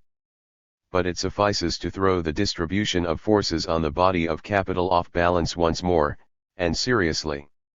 The restriction of trade credit brings with it, look, causes and effects, a fall in the volume of American exports and ultimately of world prices, which in turn discourages all medium or long-term investment. Inflation will take the familiar turn in Europe. The gold mark counts for 17 paper marks in December 1920, 46 in December 1921, 1,778 in December 1922, 45,000 in June 1923, 1 million in August 1923. Is there something in this we need to explain? This is not the libidinal economist's business. Let's highlight two important things. The first is that the United States finds itself in the position of having exhausted the wealth of a part of Europe, Center and East, which speeds to its organic death for want of being able to instantiate its exchanges on a stable unit of reference, gold, or the dollar, which in this period was itself indexed on gold. Keynes described, like a true libidinalist, what economists would hypocritically call velocity of circulation. In Moscow, the unwillingness to hold money except for the shortest possible time reached at one period a fantastic intensity. If a grocer sold a pound of cheese, he ran off with the rubles as fast as his legs could carry him to the central market to replenish his stocks by changing them into cheese again, lest they lost their value before he got there. 22 Schacht makes the point in this regard that the German word for monetary value, that is, the title or grade of a currency as a standard, for example, in gold, is waren signifying to last. And Janier observes, the disappearance of duration upsets men's brains and nerves. 3. To tell the truth, the Muscovite grocer is, in his disturbed state, in search of a permanent rule, which is cheese. The perishability of this is less great than that of paper money. What is fascinating in this 1921 crisis is that one then enters another, vertiginous time, made of as many times as there are exchanges, hence just like the time of our labyrinth. It is a time of flight where, at the time of each transaction, the exchangists, whose paper money expires, run to get rid of it, not so as to be able to tackle a subsequent transaction in the same, improved position, that of the seller, who is on the contrary cursed, but in the hope of constituting a stock, of cheeses, and of re-establishing a unit of reference independent of currency which would be valid as a good currency. Every encounter of the cheesemonger with rubles must be imagined as an unbearable event which he flees, to imagine that his flight never fails to bring him into contact with still more notes along the way, more and more notes. And from one flight to another, there is no continuity. From one heap of notes to the other, there is no identity, not even simple quantitative difference. Every exchange becomes an event, opens up a type of adventure, where death is the stake. It is not only the power of credit that, in principle, is possessed by the self-abolishing currency in these labyrinths, it is also its power of discharge. For the flight in the face of money reminds us, by the frightening restriction of time limits, that the latter power is itself a *. The date Lyotard gives here is 1929. However, the Moscow grocer is an example used by Keynes in his 1923 treatise on money, in the context of a discussion of recent economic crises. I have accordingly amended the text to read 1921. Tn. 232 Case of the former, the paying buyer acts only to give the beneficiary a credit valid over general wealth, that is, over a third party. The increase in the discount rate in Washington produces this vertigo in Moscow, the reversal of MCM into CMC, a grocer who wants only cheese and not money, and who therefore no longer invests the credit and credit time involved in paper money. Mortal stasis on a partial organ of the trading body. One can imagine the equivalent of this disorder in the field of language, the amnesia of a microlexis. Without going any further, this is a semantic network guaranteeing a meaning standard without a multiplicity of statements. For example, the lexis of the names of colors, Gelb and Goldstein describe it as the amnesia that Cassirer and Merleau-Ponty comment on. Plus the latter writes, we can obtain an experience of this type amnesiac by having before us a heap of samples in a passive attitude of perception. The identical colors assemble themselves under our gaze, but merely similar colors form only uncertain relations amongst themselves. And Gelb and Goldstein, the heap appears unstable, it moves, we notice incessant change, a sort of struggle between several possible groupings of colors according to different points of view. Cassirer comments, there is no longer, for the amnesiac, one single language of colors, but several languages, as many as there are chromatic experiences. Each sensible impression is affected by a vector of meaning, but these vectors no longer have a communal direction, they are no longer orientated towards principal determinate citra. They are much more divergent than is the case in the normal person. No longer a circle, the color wheel, but many small circles, none of which communicates with the other. The second thing to note, there is perhaps the pain of an incomplete amnesia there, retaining the trace of a unitary exigency, just like that of the Russian cheesemonger. One might think that one was reading, in these protocols of experience, the effects of Colbert's politics on his clients. For this same vertigo, under the name of inflation, necessarily affects parts of the body of wealth which had been deprived of gold, even if very indirectly, in 1921, through the intermediary of the dollar. Gold amnesia. It is because the dollar defends itself, that is to say treats itself as wealth, that it condemns Central Europe to the desert of labyrinths. The FRS, of course, is not Louis XIV, the gold supply of Fort Knox is not principally intended to finance court feasts, and the measure of the increase of discount rates is not an open act of belligerence, but also a general safeguard. In short, we are well within capitalism, not in state mercantilist practice. Nevertheless, we can see this in it, the hypothesis of all mercantilism, that the wealth which is displaced towards the American banks was withdrawn from European capital, that the quantity of currency circulating in the West is a finite quantity, and therefore that the accumulation of signs of credit, European bills of exchange, on one pole of the capitalist body plunges all that belongs to the other pole into the immoderation so feared by Aristotle, economic amnesia, ametry, anomie. And this position of immoderation, which we find experienced by Central Europe of 1921, which will be affirmed by American capital in the years from 1925 to 1929, admit that it has, formally, a direct similarity with the passage of influxes on the pieces of the libidinal patchwork, that it manifests all the characteristics of the pulsional disorder affecting the body of reproduction. The running Muscovite cheesemonger is an effect of partial pulsional motion. If you now want to see it positively, look at the New York Stock Exchange, not only on 24 and October 29, 1929, but from 1924, when stabilization follows the crisis of 1921 throughout the West. There remains in the United States an important mass of hot money. A flurry of real estate speculation on Florida land turns out to be a fiasco in 1925-6. The signs of wealth will follow two principal routes. They will serve as substitutes for the economies and working capital of Austrian, German, and even English companies. Being lent on the short term, they will serve to sustain speculation on the transferable values on Wall Street, there again in the form of short-term loans, even call loans. At the start of 1925, the discount rate, as offered by the Berlin Reichsbank, for example, was at 10% or that of the Federal Bank of New York at 3%. The investments, made in Europe at these rates, especially when they are short-term, can be said to be speculative, although they may also be reproductive.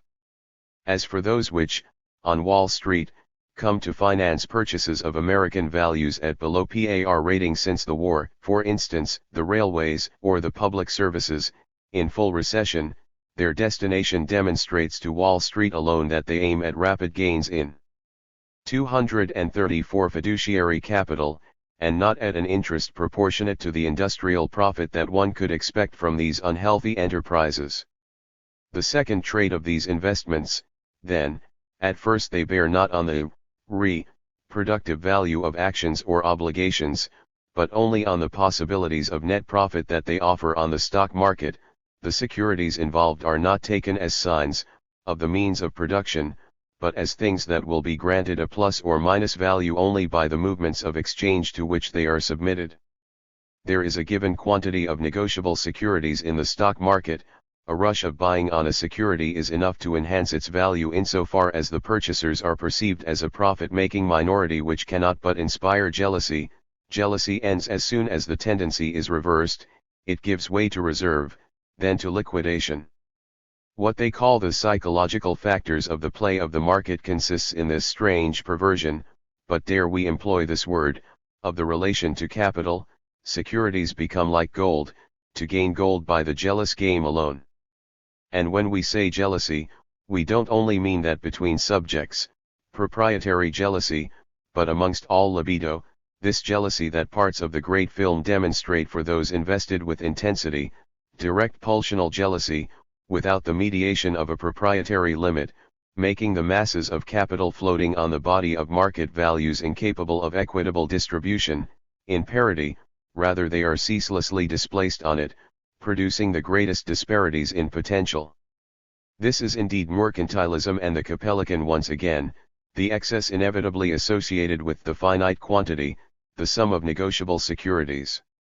And the second characteristic, purchases of real estate values on Wall Street from 1925 to 1929 take place, to a great extent, in the margins, with money borrowed on site, call loans. For the lender then, it is a matter of a highly flexible investment, repayable on demand. The interest rate for these call loans in New York climbs from 3.32 in January 1925 up to 9.41 in July 1929, one can only compare it with the rates charged in Europe to attract American capital. But here the period of the immobilization of loaned capital is still less. I imagine that a broker has been given a tip, and so happens to make a demand for a call loan from some representative of a bank. We will see that it is not even that, who will hand him a promissory note there and then, after receiving the promise that, if the operation planned by the broker is profitable, its fruits will be shared out between them in a certain proportion. Credit money circulates here according to a time which is not that of productive capital. There is no longer a natural cycle, nor anything comparable. There is no longer any cycle at all, only upward and downward trends and their reversals, which, in a turbulent period, are unpredictable. This call loan credit focusing on very short-term purchases implies maximal displaceability. This is no longer the cheesemonger chasing cheese by means of rubles, but the lender chasing money by means of securities. This displaceability is once again a characteristic of the Capellican. Imagine that the tradesman makes not 1, but 2 or 10 MCM operations during his day. This adds nothing to the productive capacity of his city. Certainly, it is a looting of time, or rather it is a time of looting, where the rapidity of displacement is indispensable because it guarantees that one will be the first in on the deal, on lands when one is a nomad of the steppes, on gold when one is the great king, on securities when one is a great broker. The same temporal vertigo, the same labyrinths, as those into which galloping inflation plunges Central Europe in 1921. It is a passionate time, a time of dissipations. For, even if the securities traders do not hold sumptuous feasts, they are necessarily affected by this strange situation, which is that of the nomad looter, that the simple conquest of a mass of actions necessarily provokes its devaluation on completion, just as the conquest of a territory by the cavaliers immediately implies that they will have to abandon it, and thus delay its exhaustion. Things conquered in this way, looted, are already dead, and must be rejected as quickly as possible. It is in this sense that every conquest is a flight forward, towards other things not yet devalued and nevertheless already devalued since they are about to be seized. It is in this jealous way that the times of the labyrinth are oblivious of one another, and each to its own in matters of fire and ashes. But this is not all. Another, apparently technical characteristic of transferable speculation on Wall Street in this period clearly shows the dissimulated, undecidable character of a suddenly intensely jealous use of capital money. The loans granted the brokers are not mainly made by the banks, they come principally from non-banking origins. For example, on December 31, 1924, of the $2,230 million lent to brokers, only $550 million did not come from the banks. But on December 31, 1927, the numbers are respectively 4,430 and 1,830, December 31, 1928, 6,440 and 3,885, more than half, and 236 on October 4, 1929, 8,525 and 6,440, that is, about 3/4 non-bank loans, registered. As Janier shows, funds not coming from the banks come from the working capital of industrial and commercial societies. This means that the capital normally invested in its own reproduction through the intermediary of commodities, plays here at being lent at the highest price in order to be exchanged against securities, even though this may involve their liquidation at any moment, at the highest interest rate. So it is not enough to say that there are evil speculators, there is a compulsion to speculate which can affect even the capital earmarked for reproduction. They are the same men, company heads, presidents of industrial and commercial societies who love the postponed and the deferred and who may prefer them to the pleasures gained from this mercantilism in the second or third degree. There, as Neer says brilliantly, is the question posed by the crisis of 1929, not to ascertain why there had been speculation on the stock market. There has always been speculation, the economist will answer. We would add, it is a libidinal instantiation, no more does it accept a because than industrial capitalism itself, which is no less mysterious. Isn't this true? The real difficulty comes from the extent of speculation on credit which is not therefore directly supplied by surplus revenues. The question is of knowing how it happens that this speculation on the stock market, eminently risky, involved such a degree of working capital from businesses, and compromised the normal mechanisms of short-term credit and payments. And J. Neer concludes, there is a lack of basic information to answer this. 27 There is in fact no response to the question of a libidinal displacement of inscription. That intensity, that force is then instantiated in the securities trade and considered as exchangeable things, rather than in the production of consumable commodities, is no more explicable than the fact that the libido lodged in the genital zone moves towards the anus or the ear. Call it regression if it makes you any happier. The eroticization, in this banal sense, of the stock market is not to be explained, but taken note of. The proportions that it attains in 1929 permit only affirmation. This is one manner in which force, puissance, may come to be intensified in capitalism and on the part of capitalists, although this dispositif could function only in the margins, and even at the price, in the so-called normal modality of reproduction and postponement. This example is enough for us to think that we have not begun to describe the libidinal economy of capital. These few pages were only a minuscule contribution to this description. Here again you might say, these pages show an ambivalence in the use of credit money.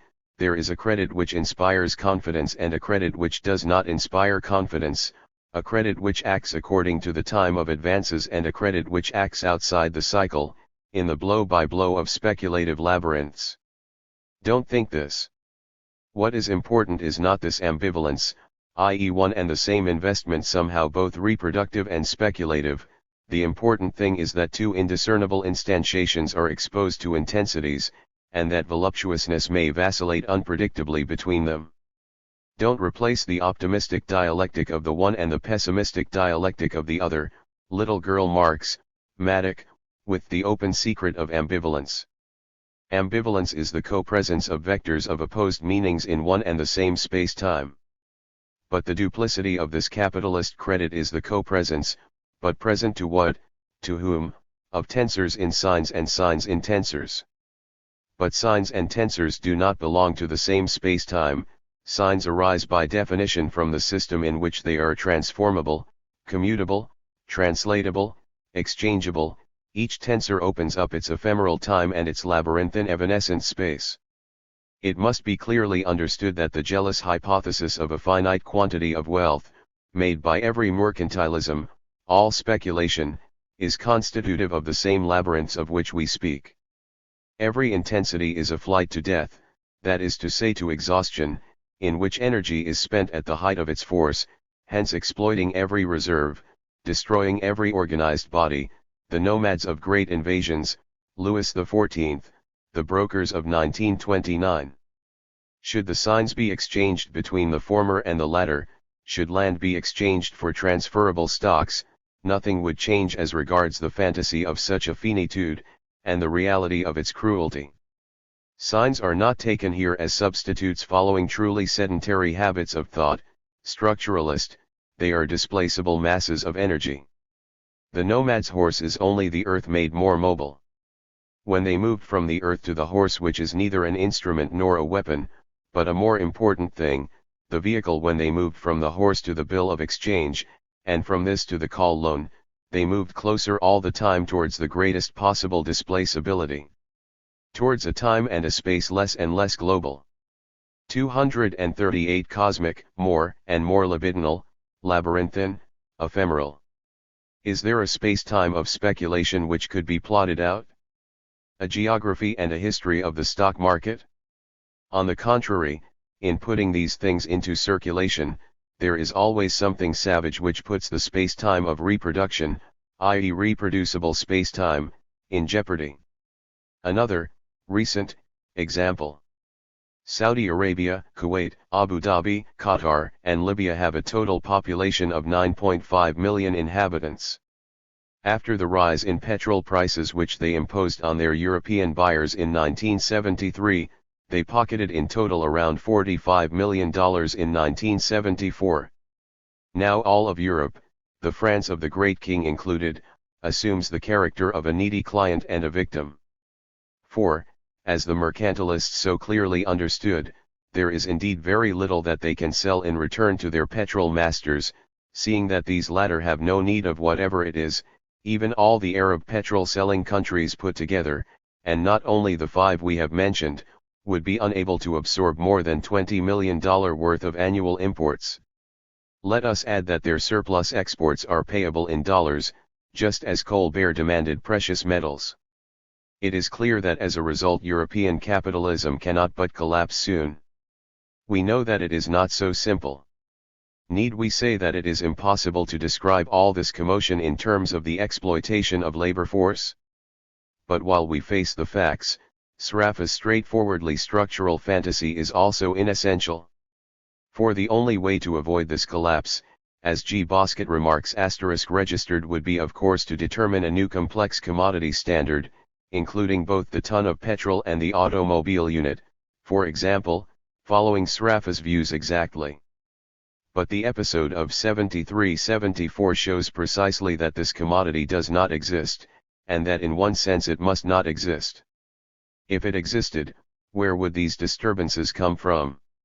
How could they take place in a reproduction which has itself as its only end? If investment were regulated to make allowances for the reproduction of the system, so many fits and starts would be excluded from it. Such is the religion included in political economy. It postulates, like the little girl Marx's critique, the organic unity of the body of capital, and believes in it. And doubtless the English, French and Italian left believes this much more than does the right, which is prevented from belief by the danger, which provides it with its privileges over the handling of capital, of giving way to dissipatory passions. Political economy is the left's illusion par excellence. The influence that the feudal Arabs directly wield over the fate of the oh-so-serious European entrepreneurs, and indirectly, by speculation on gold, for against what would you have them exchange their petrodollars, these poor wretches at the limits of dissipation, over the fate of oh-so-productive Europe, is not at all paradoxical. There is only a paradox if we believe in the law of value, even in the form given it by Sraffa, whose complex commodity standard, although free from the hypothesis of an origin of value, is none the less nourished by the belief in equilibrium and the return. This equilibrium is far from being what is essential. There is in the most modern capitalism, under the name of mercantilism, speculation, imperialism, unequal exchange, a force puissance not of order, but of zeal. Jealousy comes from zeal. Another fact to examine from this perspective of the Capellican, the lack of constraint on the dollar's convertibility, the unlinking of exchange rates, the generalization of the principle of hot money, all that applies in the sense of a greater displaceability, more productive in principle, but also more enervated, and far from impeding maneuvers of a speculative or mercantilist, in our sense of the word, nature, merely displaces their possibility, even if it does mean a return, for want of another wealth, to ancient gold, as the emirs do. In view of this displaceability, the investment, that is to say the sedentarization, often in the long term, of energies in the means of production still seems to be a thing of nature, cyclical, regular in principle, turning the productive body into a kind of earth, the earth of the Neolithic Revolution. But speculation or mercantilism have no natural model. Even the sinister second law of thermodynamics gives no account of their errancy. Instead we require something like the enigmatic hypothesis of antimatter, very similar to matter, a totally positive energy dissimilated from the energy fixed in matter only by its effects. When it collides with this latter, they are annihilated. By investing in commodities, including the means of production, you submit to the regulation of metamorphoses, for production is a consumption and products must in their turn be consumed. It is in this sense that so-called use value, as Aristotle already suggests concerning achromatistic which uses payment money between natural units of needs, families, is an indispensable modality of the system of reproduction. There is a slow, cosmic time there, that of the seed semens and its fruit, of the chicken and 240 the egg, of gestation, and of dripping honey. With monetary signs, we get away from this time and its space. We go crazy in signs, they allow several times, many times, they are accelerators or brakes, just because they are not constrained to reproduction, that is to say to consumption, to nihilism. Their multiplication issues not from their fertility, from the translation of their face value into productive commodities, that is, from their investment. This is only a concentration of wealth on one pole of circulation, stolen from the other pole. These are only sweeping movements which exhaust the surfaces. These movements are free of the constraints of all productive consumption, they make possible the dissipation of the surfaces they cross. What, then, did the Chinaman do with his sperm wealth? Was it a putting into reserve and a capitalization with a view to gaining the metaphysical center or Tao, or maybe even the zenith of bureaucratic hierarchy? Wasn't his reserve in coitus also the intensification of energies and their looting to attain their dissipation? Isn't what he arouses on the woman's body, and on his own, the same enervation aroused by the dollar on Moscow's central market and on Wall Street? Why doesn't this reserve give rise to a long-term, invested, reproductive credit? Isn't it also a call loan, a speculation without intention, an incandescence of the surfaces swept away with no concern either to reproduce them or to augment them, a jealous zeal and not a conquest of power? Certainly. The utterly immortal duplicity and dissimulation of all capitalization? 6. Economy of this writing. Economy of the figurative and the abstract. What is this discourse? How is it legitimate? Where is it situated? Who authorizes you to speak in this way? Are you the manager-tenancier of the great skin? But how could you be, when it is ephemeral and offers nothing to hold onto or secure? Aren't you concerned with pure imagination and rhetoric? Are you looking for truth? Do you claim to speak it, to have spoken it? Haven't you produced just another new philosophy, yet another system? Yet more words? Have these words the pretension to change the world, at least? If not, what? To interpret it, wretch. In truth it is pure imaginary fabrication on your part, the realization of desire on the skin of language, as you would put it, aestheticism, elitism. Reply with questions, tell them, and your theoretical discourse, what is it? All your questions have the underlying reference to this discourse, this true speech. We will not let ourselves be intimidated by this reference. You know nothing of this truth, and will never know anything of it. We know that it is the weapon of paranoia and power, the grip of unity totality in the space of words, the return and the terror. So let's struggle against the white terror of truth, by means of and for the red cruelty of singularities.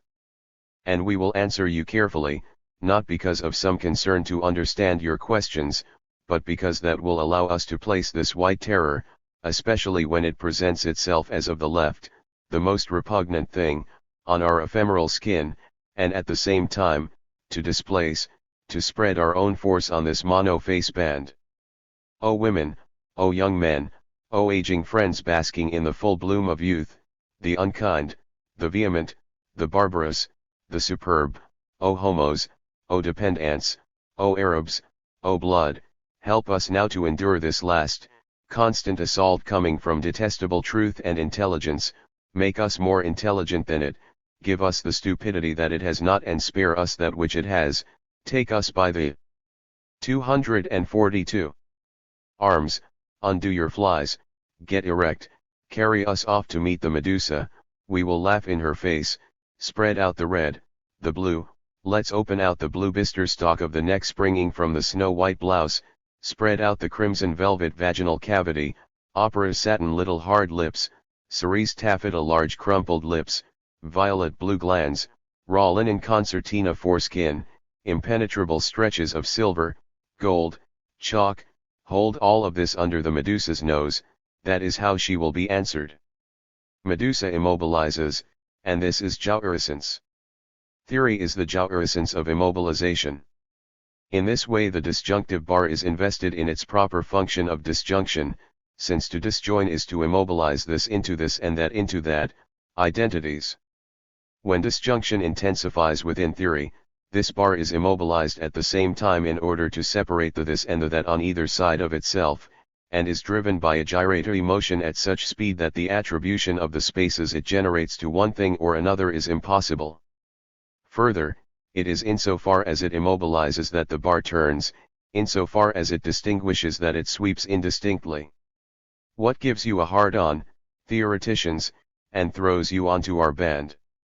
Is the chill of the clear and distinct, in fact, of the distinct alone, that is, the opposable, for the clear is only a suspect residue of the distinct, translated into a philosophy of the subject.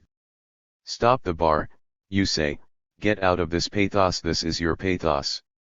Beautiful and paralysing, medusifying in fact, the severe disjunction that suspends. The disjunctive function is also and at the same time the synthetic function.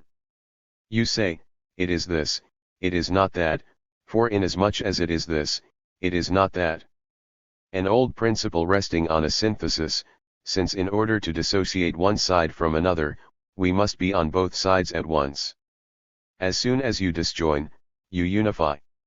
Everything that the phonologists, for instance, have elaborated under the name of opposition presupposes the synthesis. A very elementary synthesis, but indispensable to the construction of a consistent discourse. This discourse requires continuous use, every statement increases in pathos in order to separate the this from the not this, it therefore moves forward armed with a cutter, a double edge, and it cuts. The consistency it thus secures rests on a previously arbitrarily defined acceptability. You are aware of the formal properties of strict, that is to say an axiomatized, theoretical discourse. The most elementary of the rules which allow the establishment of these properties is binary exclusion, either a statement is acceptable, or it is not. In a multi-value calculus of statements, this meta-operator of exclusion continues to operate no less. Ideally, a theoretical text is an immobilized organic body, satisfying the formal properties of consistency, saturation, independence of axioms and completeness as regards the domain of reference, if there is one. An organic body is an assemblage, synthesis, of distinct elements, disjunction, called organs, that these organs might be statements, and this body a text, can only trouble asinine materialists, and only proves that everything is material to the libido. In a narrative discourse, there may also be an organic body, but it is located at the reference pole of this discourse. The narrative will produce a body effect, it will create the imagination of a simple or complex subject from the story told by the narrative, and will then pin the events which it unfolds onto a support whose attributes they will become. In theoretical discourse, however, the outline of this body is situated on the text itself. It is not the domain of reference which finds itself unified and totalized by this discourse, it is the discourse itself that becomes a unity and a totality. Even its referential properties are formal properties. The formalism of this discourse is, on the skin of words, something analogous to that of a so-called abstract painting. By contrast, the pictorial counterpart of narrative is figuration. The disjunctive bar is at work in both cases, the place of its work of cutting up and the place in which it turns are the same, The body of the text, in narration, in the activity of organizing the narrative, the elementary syntheses are carried out on the text, while jouissance is instantiated on the referential story, in the beyond of the text, in what it shows. Can we, as libidinal economists, understand these two instantiations? Yes, we can. This is what we say: there is in every figurative narrative organization a pole of immobilization, and we maintain that the intensities that can be procured from a tableau vivant, posering, postures from Sadian or erotic narratives in general, realist pornography, figurative painting, certain underground films, and perhaps all narration and figuration, flash like electric arcs stretched between this pole of the victim's immobilization, the represented body, and a pole of agitation which plunges the body of what we will call the client, for obvious reasons, into the most extreme disorder. Note in passing, within figuration narration thus polarized, that the suggestion of a link immobilizing the things shown over there is 244 paid for by the occultation of the processes on the text, on the film, the canvas, etc., by means of which the suggestion may be obtained. The skin of the medium and its marks is effaced, pictorially or cinematographically. For example, it is treated as if it were a transparent pane of glass looking out onto an elsewhere situated at some distance. It is the skin of the figurative objects that captures the client's emotion. The referential or denotative function, to speak in Jacobson's terms, outweighs all the others. But then, if we rightly take emotion, that is to say pulsional movements, as the main reference, what will we say? Imagine a client fond of posering, a reader of narratives, a spectator of westerns, a devotee of pictures. He faces the thing presented to him as immobile or immobilizing, as if he were in front of prey. Prey is an organic body prevented from movement, the envelope of live flesh turns silent and numb. The client's jouissance of this requires both its organicity and its death.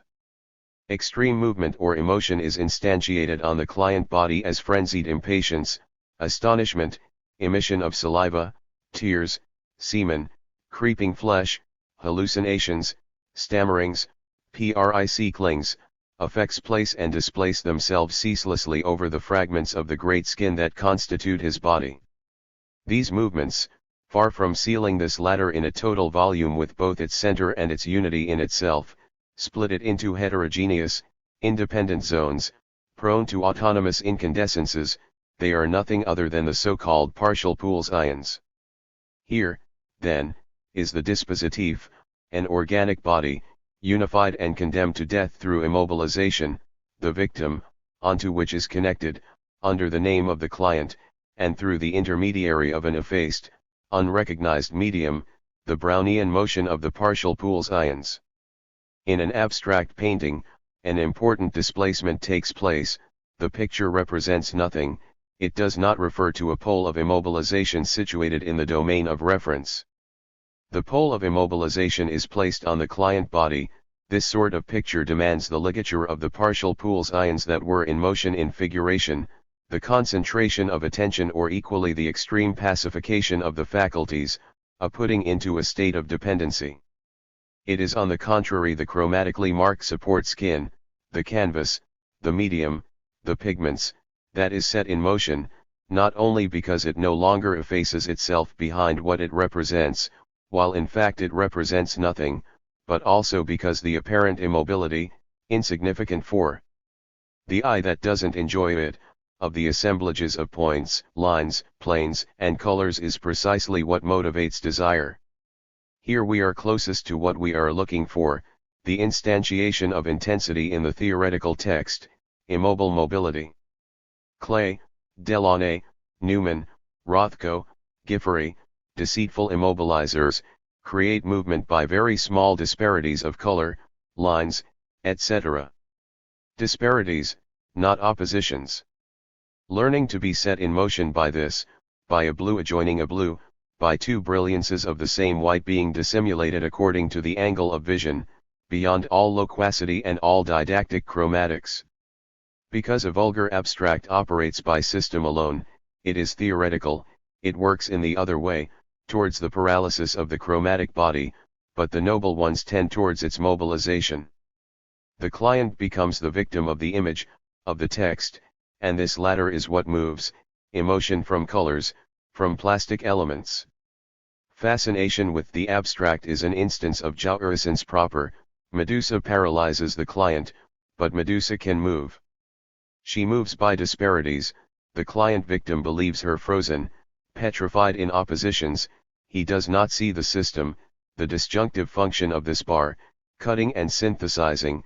He is blind to the main issue, this same bar that slips itself between the blue and the blue, the white and the white, apparently to disjoin them and produce the reign of the concept's distinction, turns indistinctly around in an oscillation which is in no way an illusion or a perceptual hesitation, but a dissimulation of energy, its frenzied leap from and onto this place. The skin of this image does not act as a unified totality, just here and there, in corners, in its impossible contacts between color fields, always segmentedly or partially, like an ephemeral puzzle of fragments of the pulsional skin. The client body collects itself, unifies itself, dependent upon this puzzle. Is this activity or passivity? This unification even provokes an effect of identity, of subjectivity, and therefore of active attention on the part of the client, but we say just as much that this latter is dependent upon the image, and that, like the hunter, he is being watched while he believes he is on the lookout. He is the prey, the victim body, constituted into a collected totality and thus setting up perverse motions on the part of the chromatic assemblage. The image body is a sadist to the client body by means of the fascination it exerts. Therefore the dispositif here is totally different from the one which operates in the figurative. The emotion, the turning around of the bar of exclusion sweep the image, the polymorphous surface to which is connected, by the trap of unification, the victim body of the client. Let us now return to the theoretical genre, which boasts the aforementioned formal properties. Let's recall its pulsional properties. Like narrative figurative discourse, it allows of an organic totality, but this is not situated on a reference, it is situated on the text itself.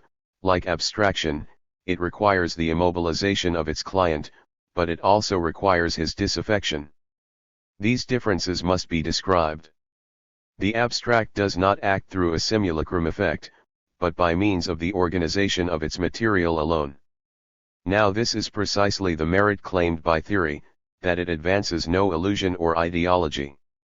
This claim was obeyed by, for example, the strategy of material decomposition, which the group support surface, in its time, applied to pictorial simulacra, exhibiting frames, canvases, uniform colored stamps, reels of lightweight wood or tarlatan twisted into the shape of a Mobian band and left lying on the ground, creating in sensible space the exact equivalent of a set of axioms for paintings in the space of language. These were supposed to be nothing other than acceptable statements, as defined by this axiomatic, within its lexis and syntax. And, in fact, Desius and Kane, under the title For a Pictorial Theoretical Program Plus, formulated the theoretical discourse corresponding to those exhibits. One cannot, of course, say the same for all abstract painters, of whom the support surface group was in any case no less critical than they were of figurative art. Nevertheless, the libidinal dispositif is noticeable in every abstraction, and in particular of the theoretical kind, in that it thwarts the client's transference onto a simulated object, onto a reference. Transference can only bear on the material and its arrangement. Is this correct? Is it authorized? Is this statement acceptable? These become the right questions, the same ones you ask us, theoreticians, and which we question in turn. Questions full of the concern for truth, full of justice and guilt. What does the theoretical text offer its fascinated client? An impregnable body, like a thief, a liar, an impostor who can never be caught. Everything stated in this text is in principle capable of being derived from its set of axioms. A text which is utterly consistent within its own terms and can be derived from itself by explicit procedures, a wide-open organic body, which the client is supposed to be able to go through. Without the solution of continuity, repeating it or replying to it without error, a body which tolerates no erring, which defines the apparatuses of exclusion and channels of implication. Every statement formed within it has right on its side, the client may in principle derive it from the others. Nice tautological body of the theoretical text, without any external reference, without a risky interior region where roads and tracks may be lost, a model sealed up in its blank identity, exposing itself to repetition. The theoretical text is a model, something to imitate, which has itself its own model to imitate, its set of axioms, and this set has its own, properly formalist, model. And rather than seeking to show that the closure of models is impossible, Gödel's theorem, and that there is always a primary opacity of the symbol, of ordinary language, one would do better to identify this return to the same as a dispositif of the passions, no more nor less so than the return to the origin with which hermeneutics would like to contrast it. In both cases it is semiotic, the operation bears only on the relations between signs. Let's rather comprehend this model according to its force. This force is revealed in its expansion through mimesis. The mannequin, mannequin, little man, presents collection models. It transports the jubilation of the repetition of the same, jouissance through serial reproduction. The closed body of the theoretical text gives rise, as a model, to this same jouissance. Its tautologous perfection gives rise to the enthusiasm of fidelity in replication. Ideally at least, it goes well beyond biological reproduction, where effects of similarity due to the mixing of genetic codes are not only not excluded, but are inevitable. The organic theoretical body fulfills its mimetic function through parthenogenesis. There is an affinity between the theoretical and the virginal. The psychoanalysts will say, the theoretical implies the denial of sexual difference. But in our eyes, this difference is suspiciously semiotic. We say, it implies the denial of disparities, of the heterogeneities of stasis and distances which energy travels through, it implies the denial of polymorphism. It needs a form, a good and proper form. Such a form has its basis and its origin in a stable synthetic disjunction. This disjunction works so hard inside the theoretical body that, ideally, it leads to its immobilization. The paralysis pole we find in the figurative is found here too, displaced from the reference onto the material itself. It is not what is spoken of that becomes immobilized. 248. By discourse, as in narrative, it is discourse itself, a system of acceptable statements within the chosen set of axioms, which strives to come to rest. Quite different from the intensive instance in the work of the great abstract painters, in their paintings the still, painted things are set in motion on the spot, at the threshold of perception, ceaselessly, they are in motion towards motion.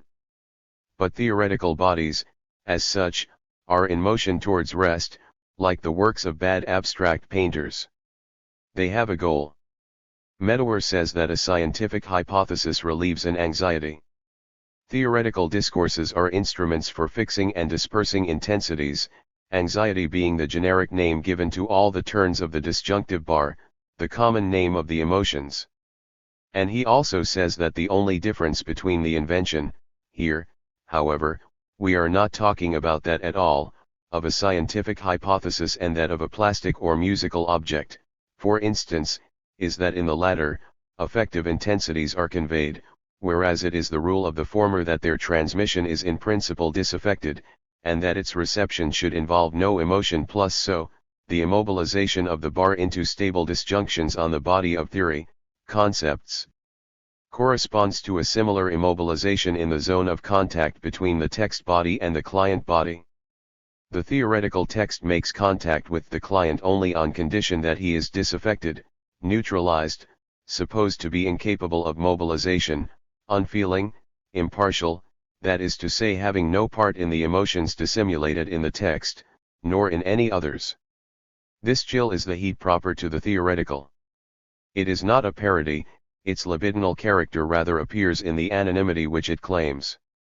The famous universality of knowledge, generally understood as the a priori of theoretical discourse in its communicability, is, seen from the pulsional point of view, an act of destruction of personal identities. Only anonymous fragments of the pulsional band are plugged into theoretical discourse, fragments capable of repeating it without transformation. One need no longer marvel, after Freud, that repetition may provide jouissance.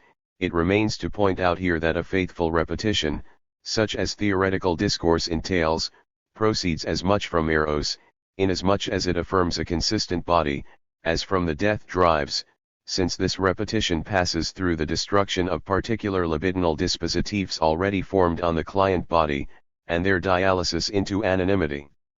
The self-forgetting entailed by theory is already the amnesia proper to the ID. The paradox, then, of the disjunctive bar, at once motionless and in rapid rotation, becomes less opaque. As disjunctive, it suspends all passage of energy from the client body to the text body and vice versa. In motion, it opens the passage in its same disjunctive function. In the disconnection of the client dispositif in relation to the discourse, it makes a connection out of jouissance in non-copulation and anonymous repetition. The libidinal band emerges at exactly the point where it is meant to be excluded. Now this disconnection at the very point of plugging in is equivalent to the internal homogenization required by theoretical discourse in order to form itself as a body. Just as homogenization can be invested with intensity, so the neutralization of the plugged-in bodies can be accompanied by their extreme excitation. Was this what we had to learn, that the movement towards coldness and death is burning hot?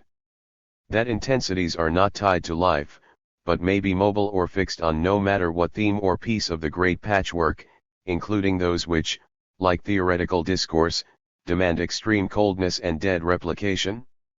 We are not saying that this is an error, a perversion, an illusion, an ideology. If mimesis gives you a hard-on, vous faites bander, gentlemen, who are we to object? This is rather what interests us. Capital is also mimetic, commodities producing commodities, that is to say, being exchanged for commodities, the same commuted into the same according to an immanent standard, srafas, for example. If knowledge can become a force of production, as Marx said, it is because it always has been, and is, insofar as it is the construction of identities and systems for their reproduction. Capitalist production is this construction of the conditions of repetition capacity pouvoir, to produce in order to produce, to sell in order to sell, series, chains, standards, etc. The return obtained through repetition, valid for 500 kilometers and 3 months, the cost price of your half-price card will be covered after 2 return journeys. One's, after transcription into terms of political economy, this same movement towards paralysis of discourse that we find in theoretical texts. The model makes the series possible, and hence the saving of energetic expenditure. This saving is not necessarily deadly. Redemption implies the lifting of a debt that burdens the displaceability of capital into energy, therefore its enfranchisement. It is free again, it runs to place itself elsewhere. One can thus understand redemption as regeneration, energy fixed in machines and personnel, situated 50 disposi, and in this sense very bound, in the body of invested capital. A part escapes from this dispositif and will be situated differently. The compulsion to stop, in theoretical discourse, has also this function, the circumscription of a field of reference, the production of a model capable of treating it in a predictable fashion, that is to say, according to identity, and the liberation of potentialities puissances. In the manufacture of theory, as in that of productive machines, the robot is necessarily implied, and doubly, it guarantees the replication of the model, and guarantees the saving of energy. It gives rise to ventures and conjunctions. We do not mean that theory comes from capital, nor the reverse. Nothing comes from anything, nothing is the effect of a cause. But the relationship is close. Capital is as old as theory, as old as the West in matters of the determination of identities. Some objections, however, capital does not stop, whereas theoretical discourse tends towards its immobilization. Capital is also an elusive, perverse body, Theoretical discourse closes itself up into a beautiful organic body. Don't these propositions highlight disparities, making the analogy impossible? On the contrary, they refine it, and we are capable of a certain ingenuity ourselves. Mimesis closes the theoretical text up as a power of statements pouvoir d'énoncer. The model is what makes and remakes, makes in conformity to the made, that is power. The robot has power, the robot maker, power to the second power, and the maker of the robot maker, power to the third power. What has no power is the statement itself, in principle, since it is nothing more than an effect. This is why we fight the thought of causes, of powers. In this regard, the theoretical is a major procedure of invagination and the closure of the great skin upon itself. It proceeds by repetitions, it transforms unprecedented statements into simple innovations, the great pain of saying something we know nothing about into the little worry over modifying the theoretical edifice by the addition of some axiom or other, or by the derivation, in conformity with the laws of formation, of some expression which, despite being new, must be no less well formed. Theory dreams of what an ill-formed expression would be only to dispel the danger. Innovation is allowed only insofar as it will give rise to the repetition of the theoretical model as a self-immobilizing organism. Just as capital takes new quantities or qualities of energy into account only insofar as it can repeat its axiomatic of equal exchanges on them. Nothing enters the system that wasn't there already, that doesn't have its double, that is to say its model. This mimetic relation encourages dreams of the Augustinian similitudo. They differ only as metaphor differs from metonymy, as dependence upon a primary model, received, revealed, transcendent, deviates from the condition of possibility, axiomatic, that the theoretician gives himself as the transcendental authority judging every new statement. In similitudo, authority does not belong to the theoretician, but to those he addresses. The word alone speaks, the true locutor is absent, the locutor's word is really only the metaphor for the other, capitals for absence, lowercase for presence, but with mimesis, the theoretician conquers metalanguage, that is, not only the statement, but the statement of the conditions of enunciation. That is why every statement has its double, from the basic set to the system, before it has been offered as an a priori possibility. Leibniz has said all this before, even if it is in the language of an ancient metaphysics, that alia iacta est asterisk is a statement already included in Caesar's notion that God is self-creating, and that the fate thus experienced in Caesar's wandering is included in the axiomatic of the divine omni-discourse. Just replace Leibniz's God with the committee of the directors of the world's 10 biggest banks, and you will come to see that what you are doing, what you can do, will be able to enter the reality of capital only insofar as it is recurrent. To think something is to have been able to think it, to produce it and reproduce it. There is no first time, repetition is primary since it is included in the very constitution of the element, concept, commodity. If it is not repeatable, equally exchangeable, it is not an element of the system. This is the democratic power in theoretical discourse. It is a power binding intensive forces into repetitive potentialities puissances. It is democratic since the conditions of formation of these potentialities are universally accessible in principle. Equality is the political figure of theoretical parity. It exerts its constraint over every discourse and all production.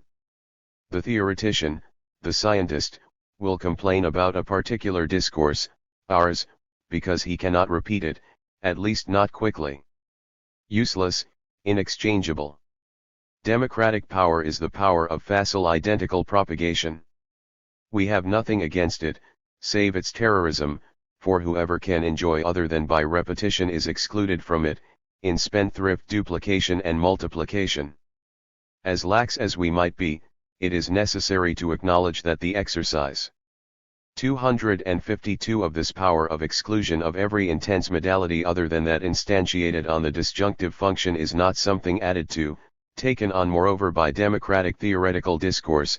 This would almost be a bad interpretation, providing the hope of more open acceptations in the future. No, its terrorism is consubstantial with it, it is the act of the use of the bar and the constraint of parity. But let's not be intimidated by deadly theory, let's leave it to the other death, to capital's revolutionary function of agitation, and to arrogant science, which sprang from theory itself.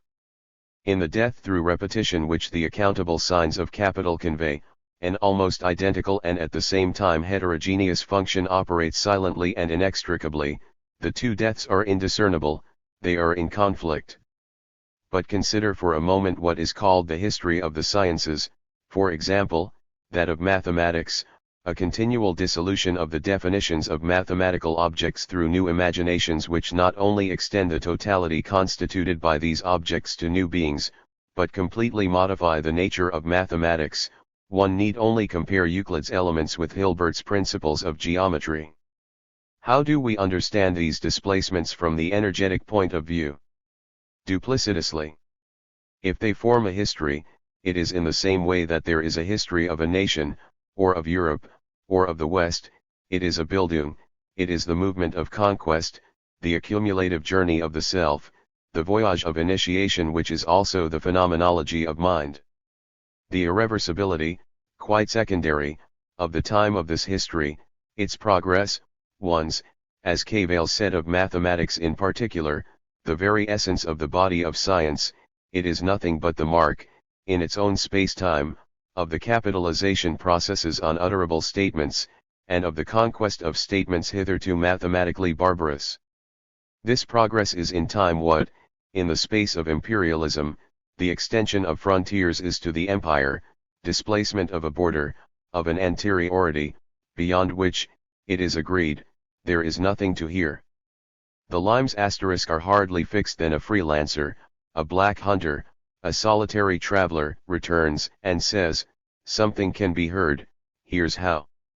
This moment can be described as Caesarism and the exploitation of barbarous frontiersmen. This would be to forget the moment of madness, when Lobachevsky says, I do geometry without recourse to the Euclidean postulate of the parallel, when Cantor says, I include infinity amongst the operational numbers. These moments are not ones of permanence, but of discontinuity, not ones of inhibition, but of delirium assumed and carried to its end. They do not reduce the unknown to the known, they make everything one thought one knew unstable in proportion to what one used to know. For a moment one means to speak like a barbarian on the agora. These moments are to science what Beethoven's late quartets are to harmony. At each moment, death passes over the established corpus of theory, a deathly tension, where the survival of the whole system is at stake. Here science is fiction, it is not content to repeat itself, to appeal to its reserves in order to reproduce something already known, it forges new surfaces of inscription, it adds to the body of knowledge, to the corpus, new segments where the libido circulates and invests, creating an imbalance in this corpus, rendering its life precarious. It is obliged by the very abundance of its discoveries to doubt its vocation to the true, it opens its eyes, it no longer believes in anything, space and time become infinitely suspect to it, the concepts it received as a priori become obsolete. After Heisenberg and Bachelard, it has become useless to insist on this theme. But we need not let ourselves be taken in by the expression which Bachelard called the secret thought of the science, the philosophy of the no. To maintain this negativism would be to reduce the range of the disorder of science to a critical function, to the function of criticizing the corpus of possible statements. But this is not so important, it is rather that the science is positively productive or creative, or fictive, as is art. It is less and less interesting as theoretical critique, which explains the thousands of confused researchers, and more as operational delirium. This delirium requires the death of the knowing subject. Who knows, in today's scientific knowledge? Absurd question, posed from an environment where knowledge is in principle supposed to be assignable to a subject who could possess it. The delirious sweeping of the theoretical field by modern science not only eliminates the supposedly knowing subject, it disqualifies the supposed subject. Every topology topiki seems like an outdated ideology compared to the mobility of libidinal economy at play in invention. The modern scientist no longer exists as a knower, that is to say as a subject, but as a small transitory region in a process of energetic metamorphosis, incredibly refined. He exists only as a researcher, which means on the one hand, of course, as part of a bureaucratic apparatus of scientific 254 power, but on the other hand, indissociably, as an experimenter, indefatigable and not enslaved, with new junctures and combinations of energy. The statements he proposes count only in terms of their novelty. And in this sense, in his anonymity and errancy, he is no less the man of capital subordinating his labors to the commands of power. Capital is also positive delirium, putting authorities and traditional institutions to death, active decrepitude of beliefs and securities, Frankensteinian surgeon of the cities, of imaginations, of bodies. Their two topology topaki has become derisory, because the category of the topos points back to an Aristotelian space-time of the event, allegedly stable and natural, whereas in this sweeping, intensities have no precise permanence that would permit the fixing of moments and places to them by recourse to a common referentiality. This is not only because all classes or social groups do not live in the same time and in the same historical environment, nor because some may be backward or far ahead in relation with the others. It is because in the most highly developed sphere, in the most, provisionally, highly invested of these regions, i.e. branches of industry, research areas, markets, urbanization zones, all the pieces of the supposed social body, the professions, begin to simmer with excitement because they border on this sphere. So even there is no common topos. Inventions even here, conflicts are not resolvable in an institution, recognized or not. In an instance to be found in one locality. Although it deals with only this aspect of capital, almost nothing need be changed of what we have around us in the world, in society, or in life, in order to give it its science-fictionesque significance. It no more has a body than science has a theory. What has to be changed? Very little would make all the difference. The conduction of intensities should be able to take place on all the pieces of the social body, without exception. Bodies, texts, conductors. At the core of the theoretical, there is a game to play, a tight game, which would play out a discourse of dissimulation. This game would not seek to paralyze a client of equal rank, capable of repeating new statements identical to those proposed to him. It would not prejudge in any way what the client can receive from the statements he hears or reads, nor the manner in which he will conduct them. It would seek powerlessness impouvoir. It would let the plugging in of its uncertain border with that of its client body take place in an aleatory fashion, without bothering to try and control it. It would be the bottle thrown into the sea, but without desperation, without ultima verba, without its launch being a last attempt to signal and communicate a message entrusted to it. There would be no message in our bottle, only a few energies, whose transmission and transformation was left and was desired to be unpredictable. Because we believe in forces, we do not force our client to pair up with our discursive model. Do we even have a model? We would love multiplicities of principles of enunciation, to be judged by their effects, like everything else, but in the knowledge that our discourse is not their cause, whatever they might be. Therefore, this would be neither a treatise, as in the Age Classique, nor even an essay or an inquiry, such as Montaigne or Hume wrote. Not only would this discourse not deal with a definite object, it would not even search for this object, nor would it seek a statement suitable to its purpose. Are you not seeking something, in all this? You will ask us. Yes, yes. But research in theoretical discourse is like the suspension and postponement of its closure, just as frontiers for the great Caesars were only ever temporary notes in the account of a conquest, to be swept away when a fresh wind blows the limes beyond the limes, more and more totality. And therefore more and more bureaucratic unity to be constructed on top of them. A discourse of dissimulation would seek something else altogether, not even the dissimulation of the assimilable and the inexchangeability of the exchangeable, but singularities. Not innovations, deducible from a body of axioms, but unprecedented things. This discourse would seek its madness in the wisdom of research, a bewildered Caesar within the conqueror. and no need of the frenzied parodies of a Heliogabalus. This dissimulatory discourse would no longer be able to delight in the bitter modern satisfaction with the absence of the object and worklessness de soeuvrement. There are already several reflexive pages on the question of the position of this discourse. They appear to us to be quite prolix enough, not to say superfluous, and we gain no pleasure, only boredom, and we hope this makes itself felt, from writing on our writing.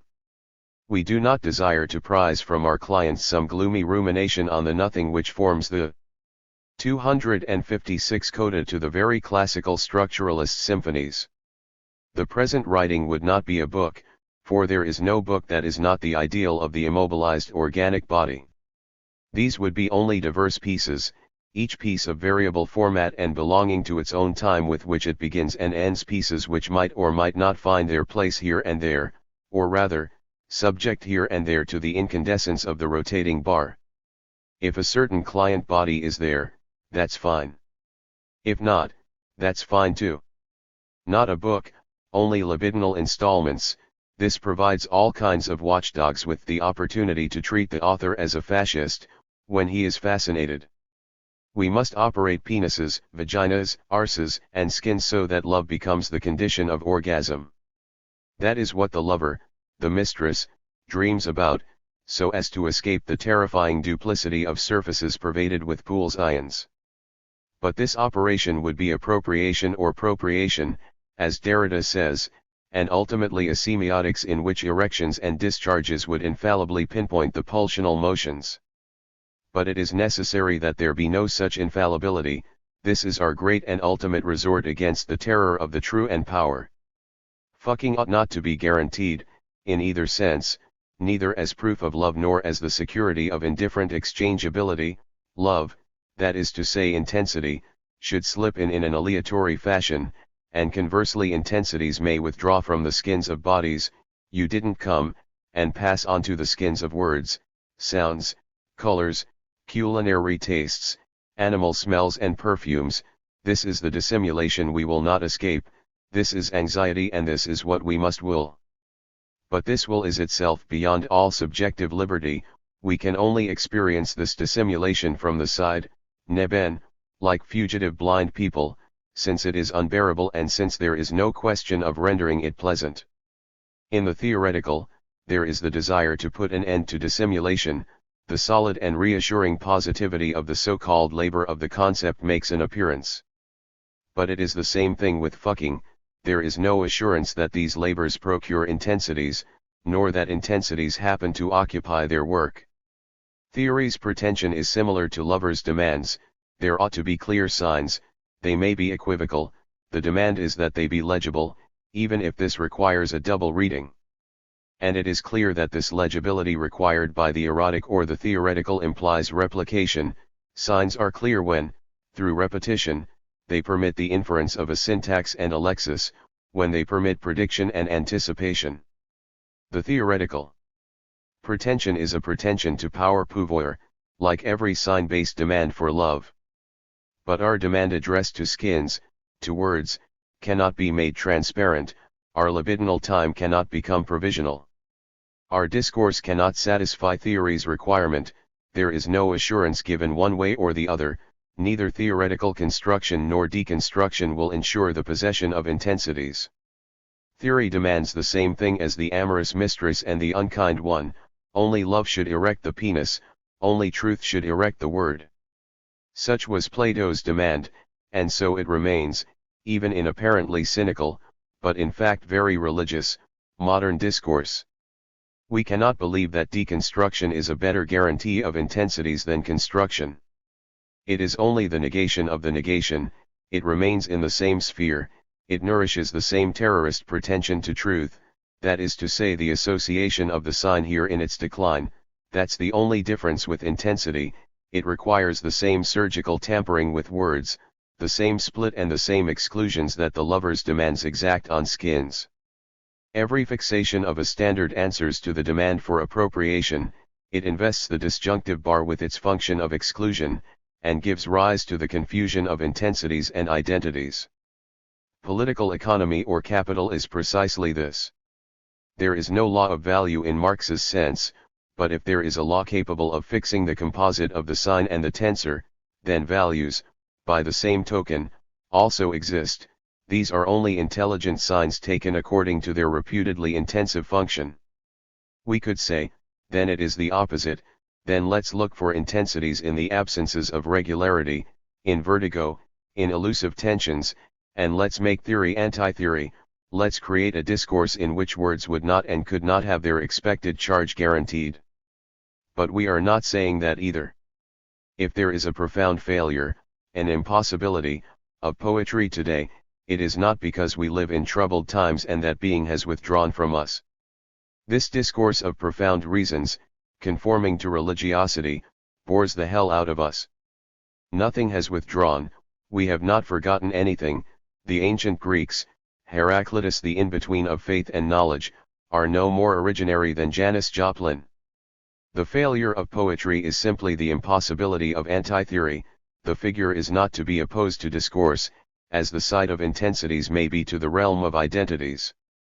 There is no side for intensities, no intense genre, and if it 258 must be said all over again, let us repeat that the strictest theoretical articulation may give rise to vertiginous passages, and capital in its very rigidity may give rise to jouissance. The demand for clarity must be strongly denounced. It requires the power of he who loves, or who speaks, over his intensities. It demands, have power, define the intense. No, we must receive this demand in terror, flee from it, that's all we can do. It is the first imprint of power on the libidinal band. We say we are incapable of guaranteeing the link between our words, our deeds, our looks, and pulsional sweeps. Hence no clarity. Sometimes it works, sometimes not. What you demand of us, theoreticians, is that we constitute ourselves as identities, and responsible ones at that. But if we are sure of anything, it is that this operation, of exclusion, one's a sham, that no one produces incandescences and that they belong to noon, that they have effects but not causes. Anonymity, force puissance, there are some words to satisfy your demand for knowledge. Little matter, but at least see what effects, not causes, means. You associate them both as the poles of a single relation, causality. But, after Hume, there is no need to insist on the sham of this little arrangement. Therefore, when we say effects, it is not a matter of the effects of causes. It is not a question of referring the responsibility for the effect to the cause, of saying, if this discourse, if this face, this music, produce these effects, it is because. It is precisely not a matter of analyzing, not even schizoanalysis, in a discourse that will necessarily be one of knowledge, but rather of sufficiently refining ourselves, of becoming sufficiently anonymous conducting bodies, not in order to stop the effects, but to conduct them into new metamorphoses, in order to exhaust their metamorphic potential puissance, the force puissance of effects that travels through us. So you see how there is anonymity. We can only attain this conduction by disinvesting the channeling and exclusive dispositives called the ego, property, the closed voluminous body. So you see how there is passivity. We have neither to judge causes nor isolate effects. Energies pass through us and we have to suffer them. We produce a philosophy of sodomists and women, come what may provided you do what you must. Keats said that the poet is a chameleon, and Hofmannsthal that he had no ego, but this is not enough. It is not just the poets who should have this romantic privilege, already attributed to them and to the gods by Plato. Let everything go, become conductors of hot and cold, of sweet and sour, the dull and the shrill, theorems and screams, let it make its way over you, without ever knowing whether it will work or not, whether it will result in an unheard of, unseen, untasted, unthought, unexperienced effect, or not. And if this passage does not in fact entail the addition of a new fragment to the beautiful and elusive libidinal patchwork, why not weep, and your crying would be that fragment, since nothing is lost, and even the harshest deception can in turn give rise to several effects. So you see how we have a theatrics of masks without faces. Every effect is a mask, and just as there is no cause, there is no face. These masks mask no lost origin, a scarcely more refined notion of the cause, they become conductors of one another, without it being possible to assign them an order of appearance, without a law of concatenation, and therefore according to anonymous singularities. So you see how there is no analysis, not even Freud's, which is, however, the closest to the discourse we seek. Very close because it is effects that the so-called analytic relation intends to make happen, it is affects to which it intends to give rise, and it is as a good conducting body that the analyst exposes himself to pulsional connections, and it is just as much to the force puissance of an anonymous conducting body, available to intensities, that psychoanalysis aims to lead the isolated ego and the superego resistor body of the patient. We would like the analytic relation to be this feminine relation, this relation of ductility and polymorphism. But it is not so, it is also the search for causes, responsibilities, the search for identity, the localization of desire, becoming conscious, masculinization, power, knowledge, that is, analysis. We desire the effects of conduction and the conduction of effects. Lysis, thesis. No bad conscience, need it be said, in our search for these effects and these conductions in language, as linguists. For others, it is through painting, for others, dance, caressing, money. Language is not over and above, as a substitution, and no more ones it the totality of the transportations of force. Therefore, no bad conscience, nor the feeling of a crushing responsibility, two relations to the text that circumscribe and define the relation to the politics proper to the white man of the left. We deliver no message, we bear no truth, bring no revelation, and we do not speak for those who remain silent. No one is silent, there is no one there, silence plays a role in libidinal music. 260 It's a beautiful thing to produce this book, just finished, it falls from our hands, we are its effect, pushed aside, and to do this, there are a few moments, a dozen moments, perhaps spread over 5 years, or over 3 days, in fact all co-present, each is a tensor sign, an idea on fire, an image, the smell of a tear gas grenade or an intolerable denial of justice, a face, a book, a tensor sign we had to act on, conducting it and letting it course through a few quick pages, rapidly. Arranging words into sentences and paragraphs, so that this heat and this chill, this force, may pass through.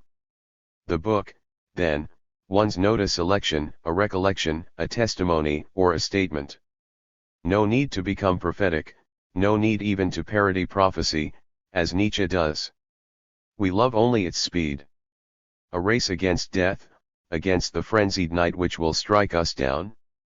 Not at all, it is not worth the trouble of dramatizing in this dull, still Western way, for which one must flee, if it is disorder that is to be feared. The ego, the agent. The speed of which we speak is not for protection, it is not narcissistic flight, rather speed before the advance of the awful jets of energy that will steer the course of the pen, the onset of thoughts, insight, to run towards that, to catch the pool's ions in flight, to steal the words they require, to become a multiple conducting body, a multi-directional polymorphous area. The book would be these fragments obtained by the effects of intensities. We lay no claim to madness. Acting the madman is the most despicable thing, acting the pliant native to the colonial authorities. Acted in this way, the madman is always the king's fool, despots need their fools, their justification, the court's representative of what it excludes. Just like doctors and their patients, politicians and their workers. No pretense at madness, just a search for it. But let's be careful here, we do not pursue it as something like our good, of which we had been deprived by some evil event, like some being which ought properly to belong to us and which would be in flight, so the poor parents search for their fleeing children, and when they think they have them, they forget to look after them. Madness is not a good, and we detest those who cry, "Long live madness." Madness is not the conquest of the individual singularity. It is what is intolerable in intensity. To pursue madness would be to become, to make of one's body, to make of language, a good conductor of the intolerable. This would be a discourse being displaced towards excitation and being refined for it. Ilsperner rightly says that it is this movement, which is nevertheless admirable, that one tries to cover up and depreciate under the name of perversion registered a perversion, but one which would escape nosography, one which is not a dispositive, but a labyrinth. The discursive conduction of affects on the skin of words would not be continuous/discontinuous, like a logical deduction, an articulation, it would be one, another, and another labyrinthine unraveling from which the force of these effects would, every time, uniquely, shoot out. Disorder, deconstruction, the figure, offer no guarantee of good conduction. Stop confusing servitude with dependence. We would like a book of complete dependence. These pieces of the ephemeral patchwork would be composed and added to the body, the fingertips, all over the sheets, and these formations would, for a moment, make us dependent on them. If there is no cause, there is no author. Once the libidinal band is open, the sheets of desire extend themselves by the intussusception of one fragment by the other, like a substance into cells. We have only to set up our paper screen, in order that, by printing these movements, they immediately become pieces of the band. So for the last time, stop confusing power pouvoir with force puissance. If there is labor involved in adding these few intensive instants to the band, it is an elusive, powerless labor, which opens up to force. Power is an ego's, it belongs to an instance, force belongs to no one. That force works towards the eradication of all subjectivity is precisely its violence. This is its condition. With the result that, when we say let each go his own way laissez-tout passer tout, it is not a prayer for non-violence, it is violence itself. Stop confusing violence and the white terror. White terror is instantiated, it destroys here to construct somewhere else, over there, it crushes several pieces of the great film, but does so in order to construct a center. Violence is not constructive, it consists entirely in non-construction, non-edification, uselessness, in sweeping away defenses, in opening up roots, meanings, minds. This sweeping away leaves fresh scars, just like a bulldozer. Violence or red cruelty destroy instantiated appropriations, powers. Is it never pure? And this book, is it always this harlequin's costume of libidinal fragments, no sooner assimilated than it collapses into rags? Will it neither run its course nor pursue its quarry in the political economics of publishing, literature, and thought? Will its red violence not be dissimulated by the white terror? Isn't it possible that it will be taken as a testimony, as a statement of truth? And how in fact could this 262 tension commit itself to the outside of rationality, ductility sheltered from regularity? All speech is endowed with a truth value, whatever this expression means. Even for we libidinal economists, and not just for you, theoreticians, what is said here counts as true. For as soon as there is an ego, a we, the instance is ready, awaiting its truth, like an old beast awaiting its pasture. Therefore, no surprise, extreme serenity as regards this question. Nietzsche could even be shown to be a Platonist. Insofar as one wants to show something, one organizes the object of which one speaks according to the field of the true and the false, and shows one's true and false. Instead, it is a matter of not showing in this sense, a question of not making signs in the spirit of the true and the false. Is the dance true? One will always be able to say so. But that's not where its force puissance lies.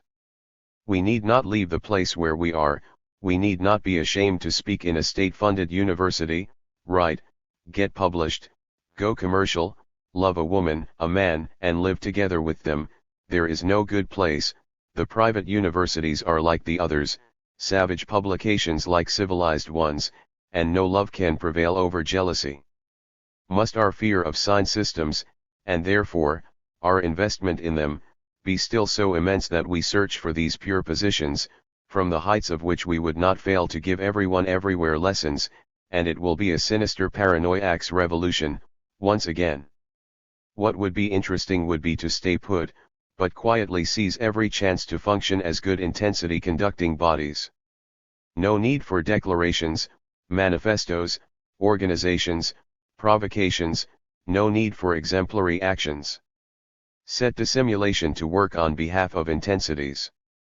Invulnerable conspiracy, headless, homeless, with neither program nor project, deploying 1,000 cancerous tensors in the bodies of signs. We invent nothing, that's it, yes, yes, yes, yes.